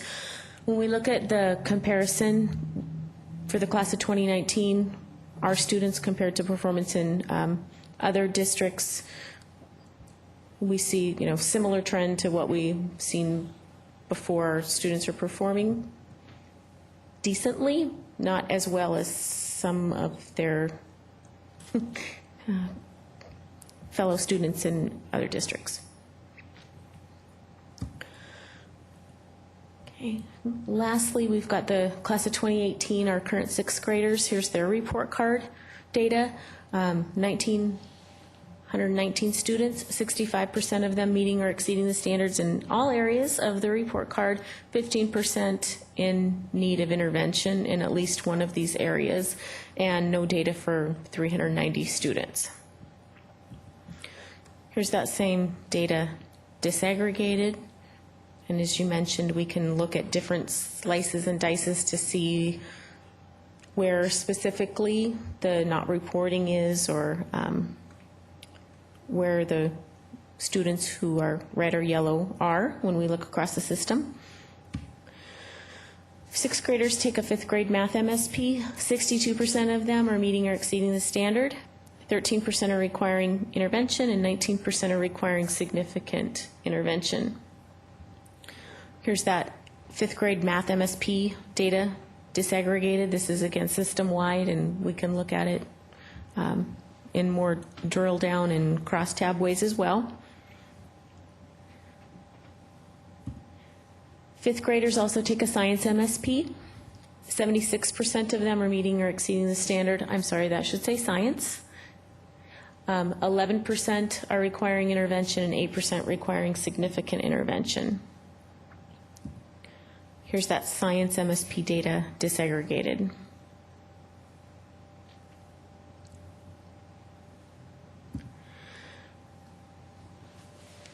With the class of 2018, this is the first time where we have math and science. So the report cards are reporting out math and science performance, and we can see what we're saying about our students' level of performance compared to their performance on the math MSP and the science MSP. So according to our report card, about 15% of our students are needing intervention, and those numbers are higher when you look at the performance on the state assessment. We say fewer students are exceeding the standard. Those numbers are higher when you look at who's exceeding the standard based on the state measures. Well, Tracy, because the state numbers are higher in the needing, but doesn't that reflect the schools that are not taking the test? So that would increase to, in their mind, that those kids are not performing. But by the report cards, because they're getting grades and doing well, that's maybe the reason that those numbers are so far apart. Right. And that's why, I mean, really the dashboard is such a great thing, whereas before we'd have these big system-wide numbers that don't necessarily really give an accurate view of what's happening, what does this data mean. And now that we can dig into it, into the dashboard, we can see if these numbers are, I'll say, inflated because the test isn't being, because of refusals.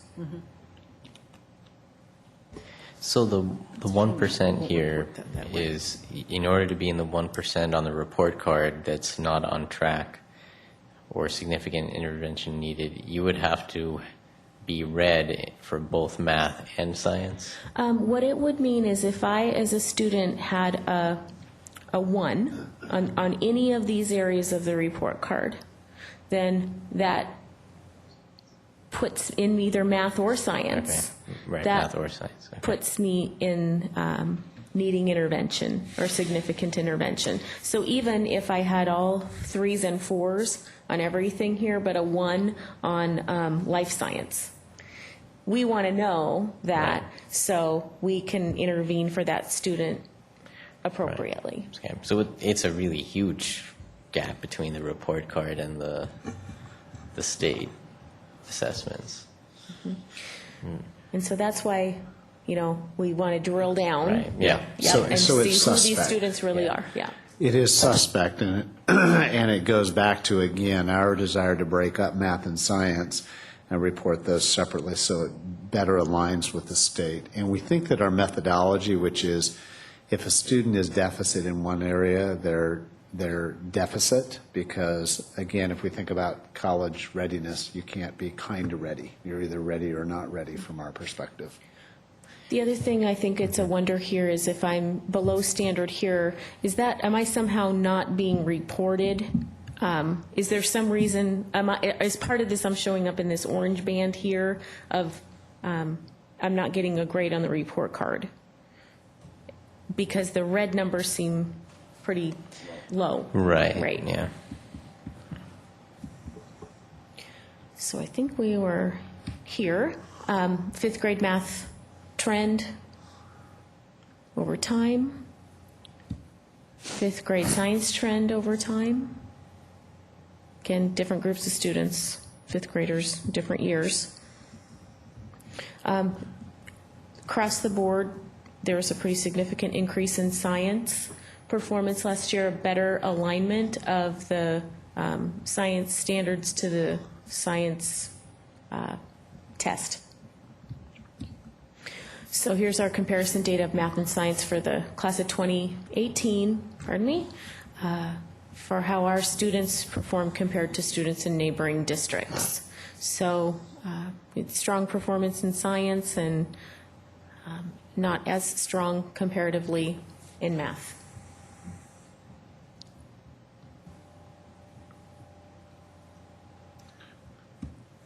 Okay. So with all of these, where we begin with the ER reporting is looking at what is this data and what questions does this data raise for us. At the district level, and eventually at the school level and classroom level as the principal view and teacher view of the dashboard becomes available. So this is kind of a repeat of what we talked about last time with primary, but from and what you heard tonight, our focus at a district level is ensuring clarity about the standards, ensuring that we are providing teachers with tools that are aligned to the standards, assessments that are aligned to the standards, and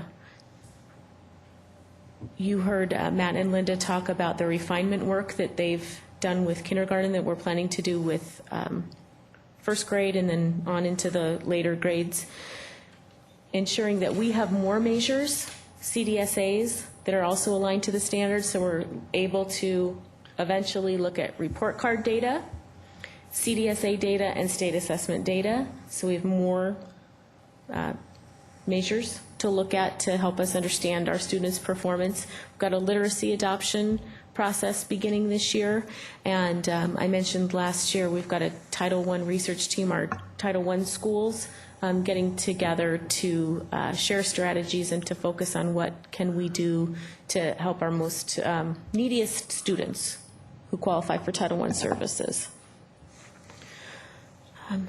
We'll be able to better align the strategies that principals and teachers identify in their school continuous improvement process plans when there's a view for them, which is underway at the principal and teacher level, so they'll be able to really intervene at the individual student level appropriately and really identify and address data issues. So as we're able to bring to their attention that there's data missing and why is that we'll be able to answer some of those questions. Right now we can just identify that there's questions, but we'll be able to answer those questions when the dashboard's fully deployed.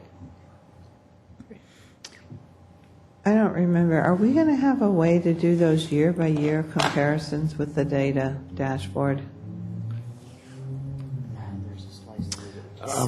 Go ahead. We haven't really planned that in the dashboard per se, but we're planning on providing reporting for you around the, did you say district comparisons? No, the Oh, the year by year. year. Yes, that's in the spec for the future. So we've gotten that into the specifications document. Yes, yes. Okay. Any other questions from board members?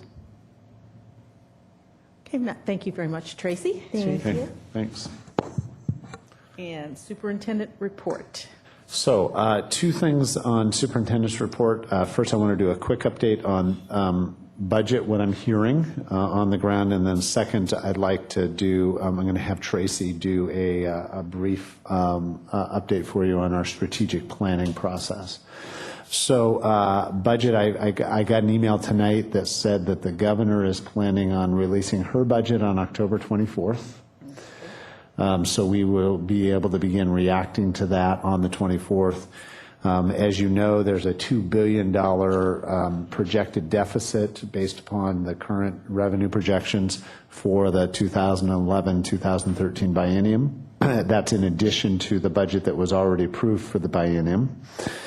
And the Senate is indicating at this point they're not going to release a budget until the first day of the special session, which is November 28th. There's a 30-day special session scheduled. Haven't heard from the House. Just to give you some perspective, if everything's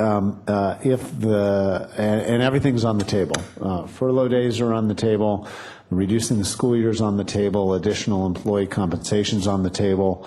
All those things are on the table. So again, this is a $2 billion problem. If we were going to reduce a day, K-12 across the state, go from 180-day school year to 179, that would save $29 million.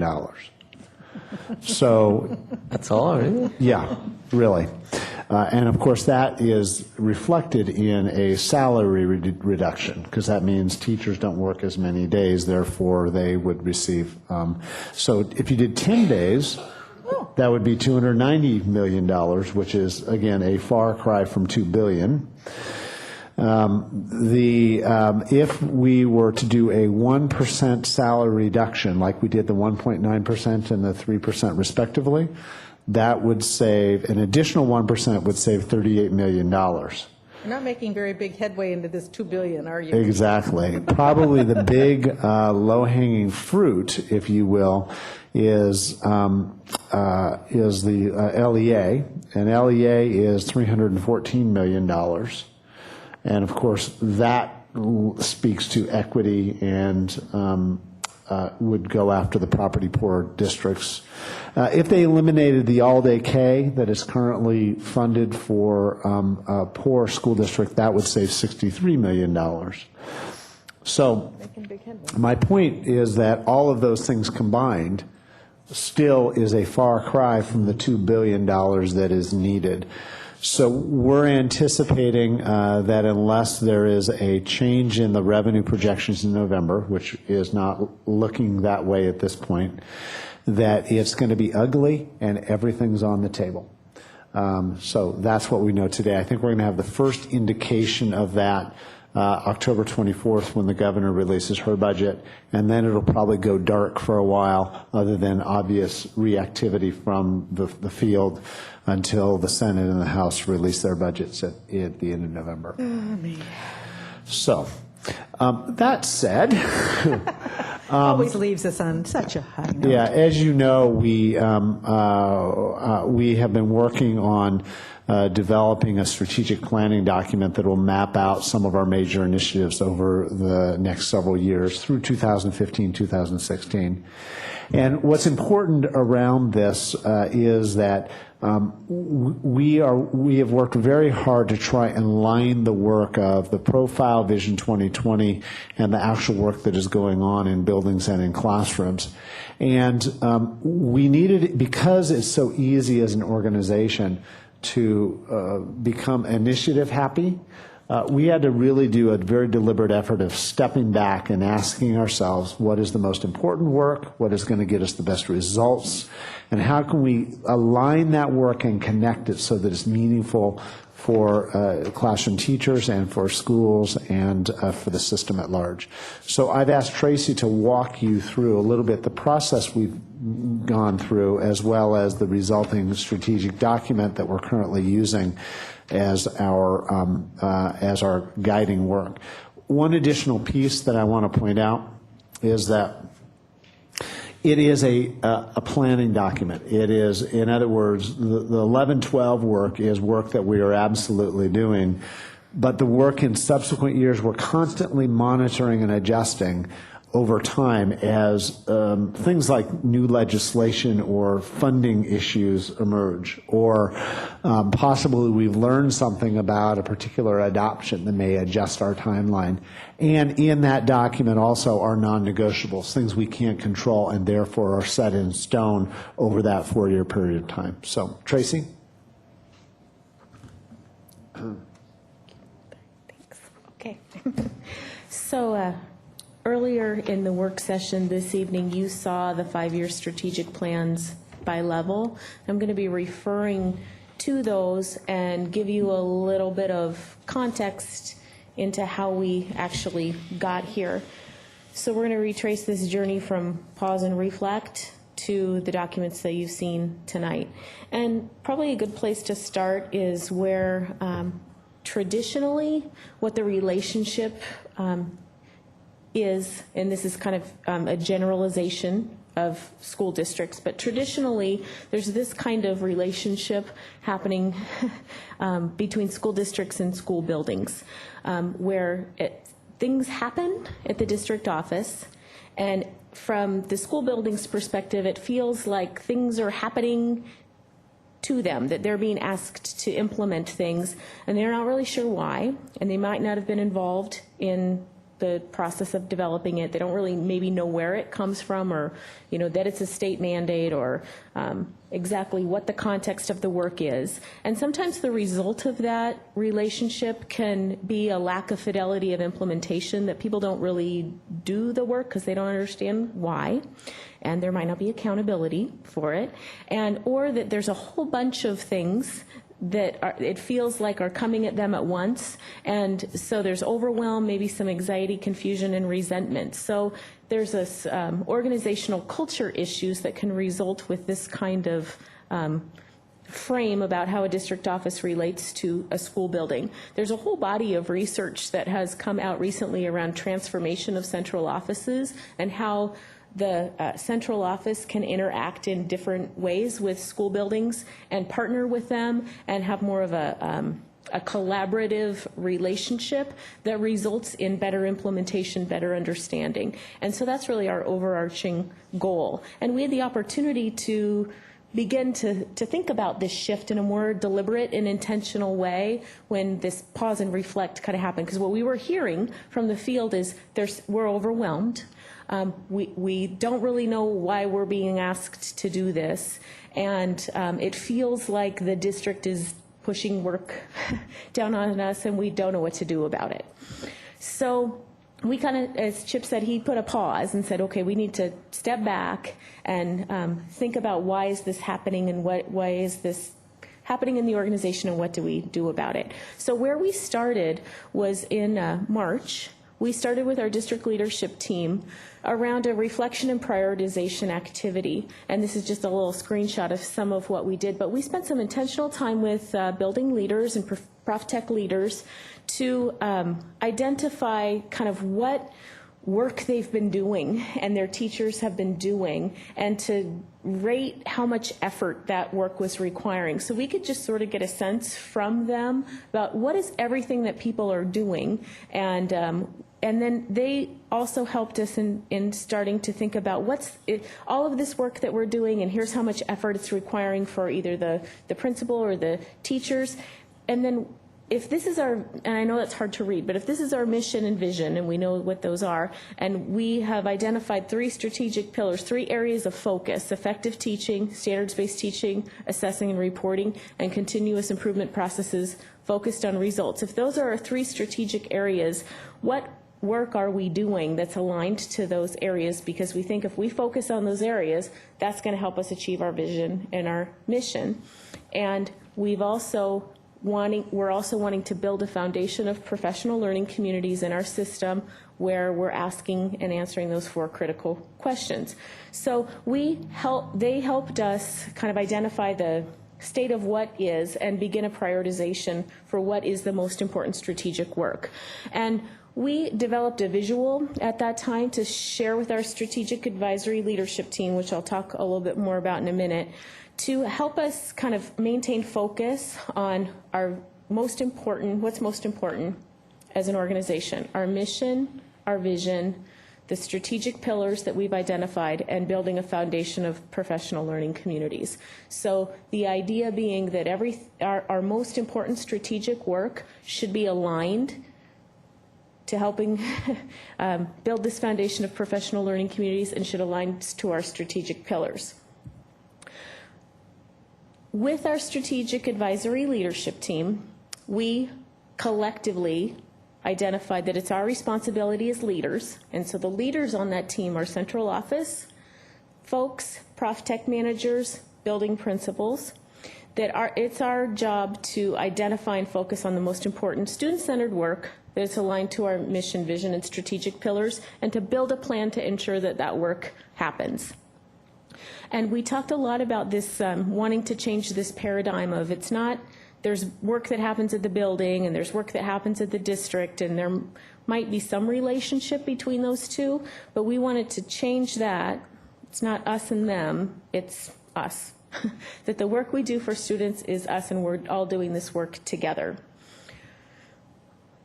There was a very long process of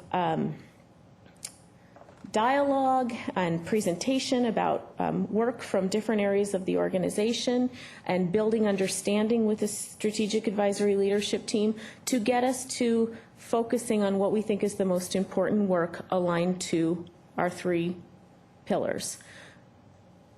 I won't read all of these, but we know, for example, we've got a new principal evaluation system that's being mandated by law that needs to be implemented in 2013-14. And we know that it's really important for us to have effective principals in buildings because they will help ensure that we've got effective teaching happening in classrooms, and that's one of our strategic pillars.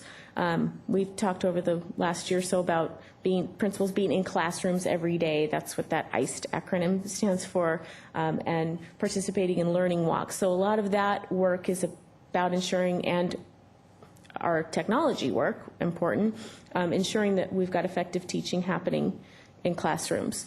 All of the work you heard earlier in the work session around the Common Core state standards, proficiency scales, our curriculum adoption work, our CDSA work is all about ensuring that we've got standards-based teaching, assessing, and reporting systems in place.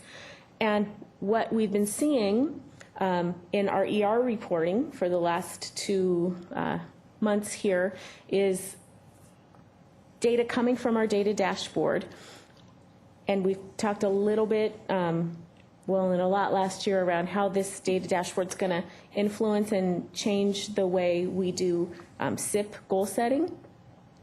And all of that is really connected to the strategic pillar of continuous improvement processes focused on results, the results being how our students are performing. And so these 3 strategic pillars are kind of mutually reinforcing, but there's very specific work that needs to be implemented to ensure that we're moving toward accomplishing our mission and vision. We also know that there's this big thing called reconfiguration that's priority work for this year, making sure that we're ready to successfully implement that change. So we took into consideration that we all agree that this is our most important work. And the interesting thing in this whole process is the question wasn't so much about the work, it wasn't the what.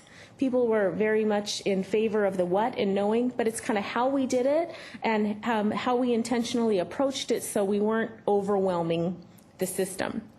So given that we are trying to change our central office building relationship to a new paradigm where we've got shared focus and understanding, doesn't seem like things from a building perspective are just kind of coming out of nowhere, that they're understanding where things are originating, why we're doing the things that we're doing, what we're actually trying to accomplish. And then they were involved in actually building the implementation plan for how we're going to get these things done, because they have a very important, maybe the most important perspective, knowing that this work gets implemented in buildings. We need to be listening to our principals and our teachers around the best way to get things implemented. This idea of reciprocal accountability, meaning that if we're going to expect people to implement things, we, from a district perspective, have an equal responsibility to provide them with the tools and training and resources they need to be able to implement the things we're asking them to do. That we need to build intentional readiness into the system, that part of our problem, if you try to implement something when the people who are responsible for implementing it aren't really ready, meaning they don't understand it enough or they haven't had enough training and support, then the initiative is likely not going to succeed. So all of these ideas are fundamental to the work that the Strategic Advisory Leadership Team did collectively to build these 5-year strategic plans by level. And once the team built did some very difficult work about getting their heads around what are all of these initiatives, why are we doing them, what are we really trying to accomplish. Then there was a kind of an accordion process between the Strategic Advisory Leadership Team and the greater district leadership team, so all principals, where we were able to bring the draft documents back and do some processing by levels and make some adjustments. So really, I think it's fair to say that every principal, every member of the district leadership team, Prof Tech, has had their fingerprints, and not just fingerprints, but really been involved in building these strategic plan documents. We identified in this strategic planning process that we need a really intentional cycle, and this might look a little goofy, but I'll explain it to us just real briefly, that in order to get things implemented well, we need an intentional, predictable cycle for how we're going to approach the work. And we need to build in planning and learning. We need to intentionally plan for things and ensure people have learned them enough to implement. And so there's that includes ensuring that we've established desired outcomes, that we're really clear about what is it that we're trying to accomplish. I'll give you an example. When we looked at the plan for CDSAs earlier, that it's to the level of specificity of like how many at each grade level and what is it that we actually want to see happening. And then spending time to really be intentional about how ready are we as a system to implement this and what do we need to do to build readiness. So if you look at the elementary strategic plan document, for example, for the for the standards curriculum and assessment, you can see that this is a year of planning and learning, and that there's some intentional work being done to ensure that people are ready to implement when we ask them to implement. And that once we've implemented, that we're being really intentional about supporting and assisting people through that process, that we're collecting data to see how things are going, and we're making refinements as necessary, and that we are intentionally assessing whether or not our approach is actually helping us to meet our desired outcomes as we stated. So the SALT team, the Strategic Advisory Leadership Team, used this to help map out the work for the next 5 years. Since we were talking about the data dashboard earlier, that might be just a good one to highlight here. We've got a dark gray box if you look in the 12-13 school year, and there's a key on the strategic plan documents that say that the dark gray shading is a non-negotiable target. Sometimes those non-negotiable targets are set by Chip as the superintendent, set by board priorities. Sometimes they're set through law. So the new principal evaluation system, we know that we are required to be fully implementing that in 2013-14. So that shows up as a dark gray box. That's the last thing on the list. So for each of these key initiatives, we started with what's our non-negotiable target and how do we plan backward from that to ensure that we are first clear about what the desired outcome is and by when, and that we're intentionally planning, building readiness in the system to implement. So for SIP and goal setting dashboard, this is a year of planning and learning. In fact, in the month of October, we've got a team of principals coming in to help provide some feedback on the principal view, and we're going to have a focus group of teachers to provide some input on what the teacher view of the dashboard should be, knowing that in 12-13 we want that view of the dashboard implemented and in use for goal setting and SIP work in the building.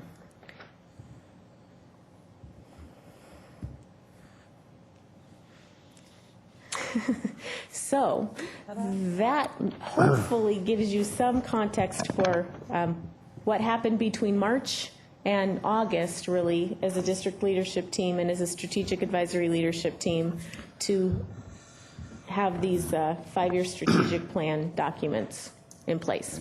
And also just a reminder, excuse me, board role as we move forward is that we will, again, in January, begin identifying deep dive based upon the ER23 reporting and the ER1. In March, we will come back to you with the deep dive based upon what the board has indicated is important for the board.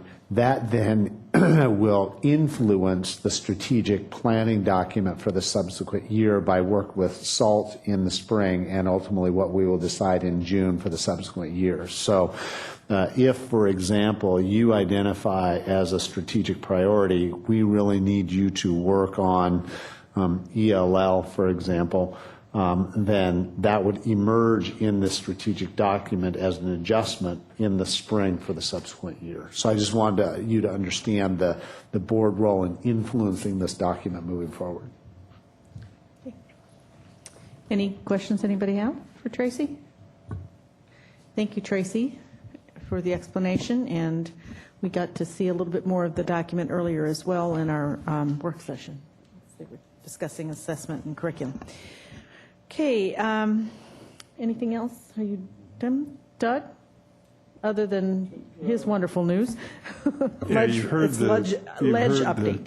gory details of where we are with the budget. I just add that we're really looking, according to the Office of Fiscal Management, we're really looking at $1 billion in the education budget that can be considered non-basic education. $1 billion is not $2 billion, and and the things that they consider non-basic are local effort assistance, all-day K, kindergarten third grade class size reduction, and stuff like that. So, it's going to be ugly. The only other thing I'd say is that our state association legislative committee is meeting in Olympia on Saturday, so I'll be down there for that, and I'll have more to report at our next meeting as far as what we're going to try to impact this time and who we're going to try to align with and all that kind of thing. Okay, just for some follow-up for folks on the superintendency, that work that's ongoing as well, in that we have a survey that will be available shortly for our staff and for our families that we have emails for through the district will receive a survey from the board to ask them to complete it. There also will be, it will be available on the website so that the people in the public that don't get it through the email have other avenues of getting to the survey. It will be a relatively short survey, so people should take the time to answer the questions and give us the information, and it will be summarized by the end of the month for the board, and at our November 7th meeting we will take that information and then discuss what our next steps will be once we have that in front of us and how we're going to proceed. So I wanted to let you know that. The state board has their proposed Core 24 out there again and would like input by the 4th of any questions, concerns, or other. And we were going to talk about, shall we discuss that at the next meeting of what those might be to send to them? How did we want to proceed on that? Yes, we have a couple of options. I certainly am intending on working with our team to give you our thoughts around the state board recommendations, as well as there's the other piece out there is the federal government looking for response on the NCLB work that's underway right now. One option is to have a discussion either during the public board meeting on the 24th or during our work session time on the 24th. Right now, we do not have a topic scheduled. We originally were going to do with athletics on the 24th, but Jackie is going to be out of town, and she specifically asked to have that postponed so that she could be a part of that conversation. Or we could not have a work session on the 24th. I know that would break all of your hearts. Or I could simply transmit our thoughts to you, and we could do it electronically, depending on what some of your thoughts are around that. There are quite a few implications of what is happening. One of our deepest fears was that once the Core 24 was developed, that regardless of funding, it'd be implemented anyway. I think that's happening. There are some other policy implications that are interesting, and again, I won't spend a lot of time talking about it tonight other than notifying you that it's an interesting topic, and that is the state board is trying to move towards releasing districts of the requirement around the 150-hour requirement, which means essentially proficiency-based crediting.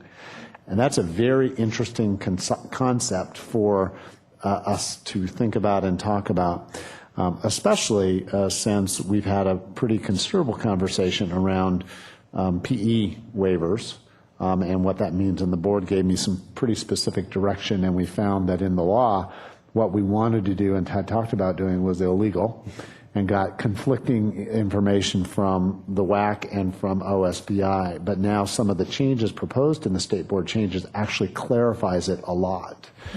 So all of that being said, there's a whole bunch of stuff there that certainly is worth a conversation at a minimum, and a work session possibly should you desire also, but knowing that on the 24th, Jackie won't be in town. So it's up to you. Just with that in mind, I don't usually get a ton of emails, but I've had about a half a dozen or more from the public responding to the Core 24 thing that came out, because people saw that electives will be diminished. If you increase core subjects, you have less electives. And the folks who've emailed me are very adamant that they want us to reject this, and because they believe that that's harmful to their students. And I did inform them that rejecting it is not going to be an option if it comes down as law. But in the interim, the people they should be communicating with is the state board. So if our viewers out there have issues or concerns, they can go to the state board website to look at what the Core 24 is all about and what it means. And if they want to send emails to their executive director or any board members, those are the people right now that need to hear, not just from school boards, but from the public, because these are the students eventually who are going, and their children who are going to be impacted by decisions that are made by the state board and ultimately the legislature. That said, I would think that it might behoove, if you have your thoughts, to have a short discussion during the board meeting, so it is so people really can hear what our concerns are. Sure. Maybe you could highlight what is there, and then any additions that the board would like to have added to it, and then we could have that sent on. Sure. I think it might be better to do it there than try to even do it in a work session as far as that piece of it. Sure. I'd be happy to transmit those thoughts ahead of time. That way you guys can think about those, and then we can have a discussion during the regular board meeting. Again, giving the public an opportunity to hear your thoughts and maybe even contribute during public comment, should you decide that. So when did you want to schedule a meeting with Bob? At this point, I'm not sure that we need to schedule a meeting with Bob. We could if that's what the collective board would like, but I think that from the report, I really think that I'm not sure that having Bob here would necessarily be helpful to your deliberations around how it's going to impact us locally. We certainly, again, can have Bob if that's what you'd like to do. I'm just not sure that it's a good use of your time right now. Okay, I thought it was on our agenda to do at some point, and it hasn't showed up, so I'm getting a little confused, but I won't object to canceling a work session. The other thing which I did not state when I was doing about the survey is that also we don't usually have a public comment during that second meeting of the month, and we will have public comment. So if anyone would like to come forward and speak to the board about superintendency and their issues, concerns, questions, comments, et cetera, that would be their meeting to come while the survey is out, and an opportunity for them to come personally if they would prefer to do that. And certainly public is welcome to email us individually, the board as a whole, if they would rather do that or in addition to doing the survey. So just trying to get as much of that out there for our community to weigh in with their thoughts. So did we make a call on whether to have a work session on the 24th? Yeah, I think what we're saying is instead of the work session, should it be done here in the meeting time and then not do a work session that day? I'm in favor of that principle. Doug, Ravi, is that okay with you too? Yeah, I think that makes sense. Okay. Any other items for agenda? Any other debriefing that needs to be done? Board comments? I'll just do a very brief. I had an opportunity to be at Juanita Elementary this last week when the DEA annually has a Red Ribbon Week, which is around heightening awareness of drug use and not using for students, and to encourage them to make good choices. And so they select various schools. Last year they did Keller. This year they were at Juanita Elementary. And they come and they do almost a 2-hour assembly. They're there all morning with the kids. Then they do some things outside. They describe who they are, what their work is, how they partner with the police, and the constant message of reinforcing making good choices and being smart about what you do, and the importance of staying away, obviously, from drugs. They had their K-9 units there. The most impressive part of it is anybody who's been over in the Juanita area, Juanita Elementary is on a busy intersection. And the traffic that goes up northeast 132nd usually drives pretty fast. So here we are at the school, and the kids are outside, and all of a sudden, here's a helicopter hovering above the building, kind of dipping in and dipping out. The guy's waving at all the kids down below because it's the DEA helicopter. And so he's communicating with it, and it's yelling over the microphone. So he flies away. Next thing you know, here comes this line of vehicles, starting with a motorcycle, police motorcycle with his little blue light going, and then there's a Humvee with the DEA guy in it, and several police cars. There's 2 K-9 units that come through, several fire engines, and they come up 132nd, pull into the front driveway, and line the whole front of the school. By that time, I'm thinking, oh my God, the people in the neighborhood are going to think the school's under lockdown or something. Well, several people called the local elementaries and said, what's going on at Juanita Elementary? What are they doing? But the key, or the most fascinating was, is as the kids went inside to the assembly, the helicopter landed in the field. So not only did they have all the police there, they had the helicopter in the field. So it was a little bit interesting, but the kids had a wonderful time. They got to go be by the helicopter, by all the vehicles. It was an outstanding assembly and a huge endeavor to put that together and put on, and they did just an excellent job. But I think the kids truly enjoyed it and were really well behaved and whatever, but it was a fun morning. But yes, anyway, that's the slowest anyone's ever driven on that street in years. Okay, any other comments from board? Hearing none, I almost will entertain a motion for adjournment this time.